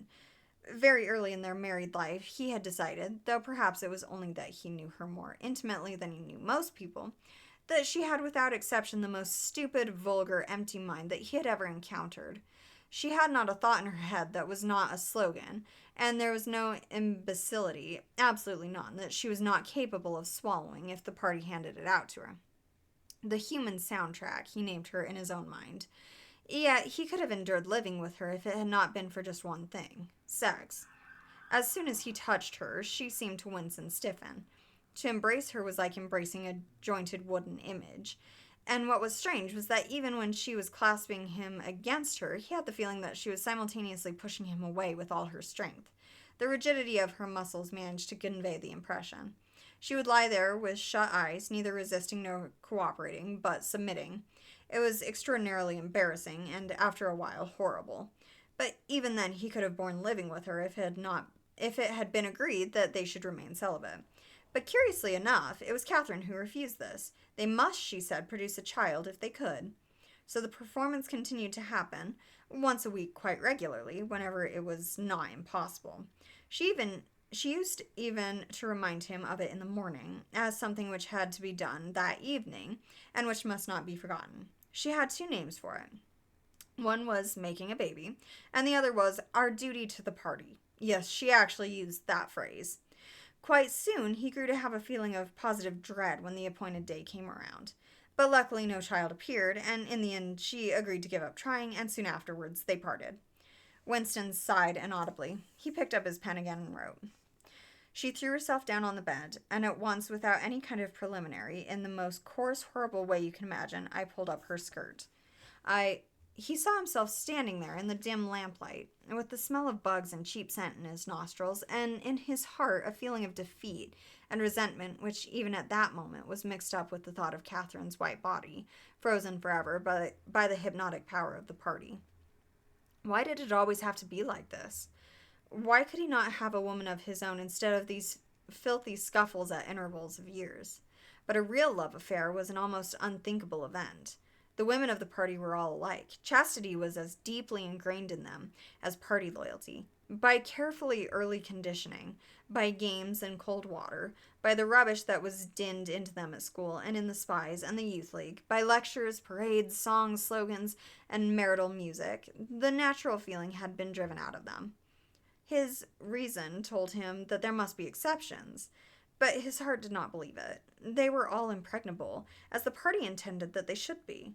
And what he wanted more even than to be loved was to break down that wall of virtue, even if it were only once in his whole life. The sexual act, successfully performed, was rebellion. Desire was thought crime. Even to have awakened Catherine, if he could have achieved it, would have been like a seduction, although she was his wife. But the rest of the story had got to be written down. He wrote, "I turned on the lamp. When I saw her in the light..." After the darkness, the feeble light of the paraffin lamp had seemed very bright. For the first time he could see the woman properly. He had taken a step toward her and then halted, full of lust and terror. He was painfully conscious of the risk he had taken in coming here. It was perfectly possible that the patrols would catch him on the way out. For that matter, they might be waiting outside the door at this moment. If he went away without even doing what he had come here to do, it had got to be written down. It had got to be confessed. What he had suddenly seen in the lamplight was that the woman was old. The paint was plastered so thick on her face that it looked as though it might crack, like a cardboard mask. There were streaks of white in her hair, but the truly dreadful detail was that her mouth had fallen a little open, revealing nothing except a cavernous blackness. She had no teeth at all. He wrote hurriedly in scrabbling handwriting. When I saw her in the light, she was quite an old woman. 50 years old. Don't be rude, dude. She was quite an old woman, 50 years old at least, but I went ahead and did it just the same. He pressed his fingers against his eyelids again. He had written it down at last, but it made no difference. The therapy had not worked. The urge to shout filthy words at the top of his voice was as strong as ever. First of all, rude. Second of all, y'all okay? Okay, chat.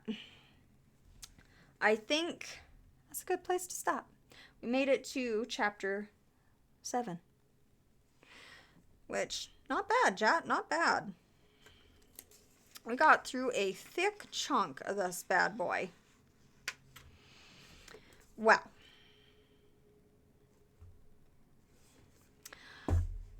That was very therapeutic for me. I am not writing off the possibility of continuing this at some point. We may have book club every few streams. Who's to say? Because, I mean, we got through a good chunk of that. Like, obviously there's still, like, 3/4 left, but, yeah, kind of chugged through that. Yeah. Well, thank you guys for being here. I needed this, specifically. Me, I needed a selfish. I hate to say it, but this was very much needed and necessary. I hope you signed the petition. I hope you made use of those resources. I hope you think about doing some of your own research and taking some of your own actions. Yeah. All right, let's get out of here. I need to go rest my voice. So.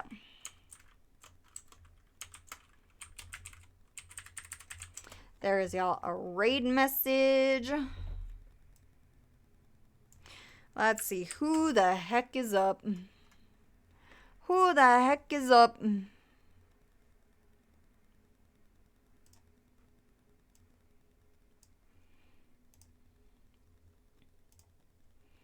I'm thinking. I'm thinking.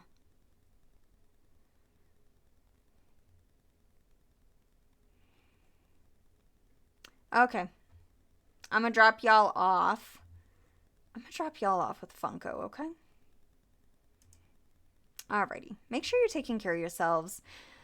Get plenty of food, get plenty of water, get plenty of rest. Be taking care of yourselves.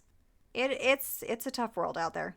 It's a tough world out there, and we need to be taking care of ourselves first and foremost. You cannot pour from your own cup if it is already empty. So be taking care of yourselves, guys. Go be your wonderful, creepy little selves in Funko's chat. Guys, go be the hope. Go be the happiness. Go be the kindness in the world. We need more of it. We really, really do. We need you specifically. We need you. We need your light. We need your hope. I am very proud of my community, and I am very thankful for my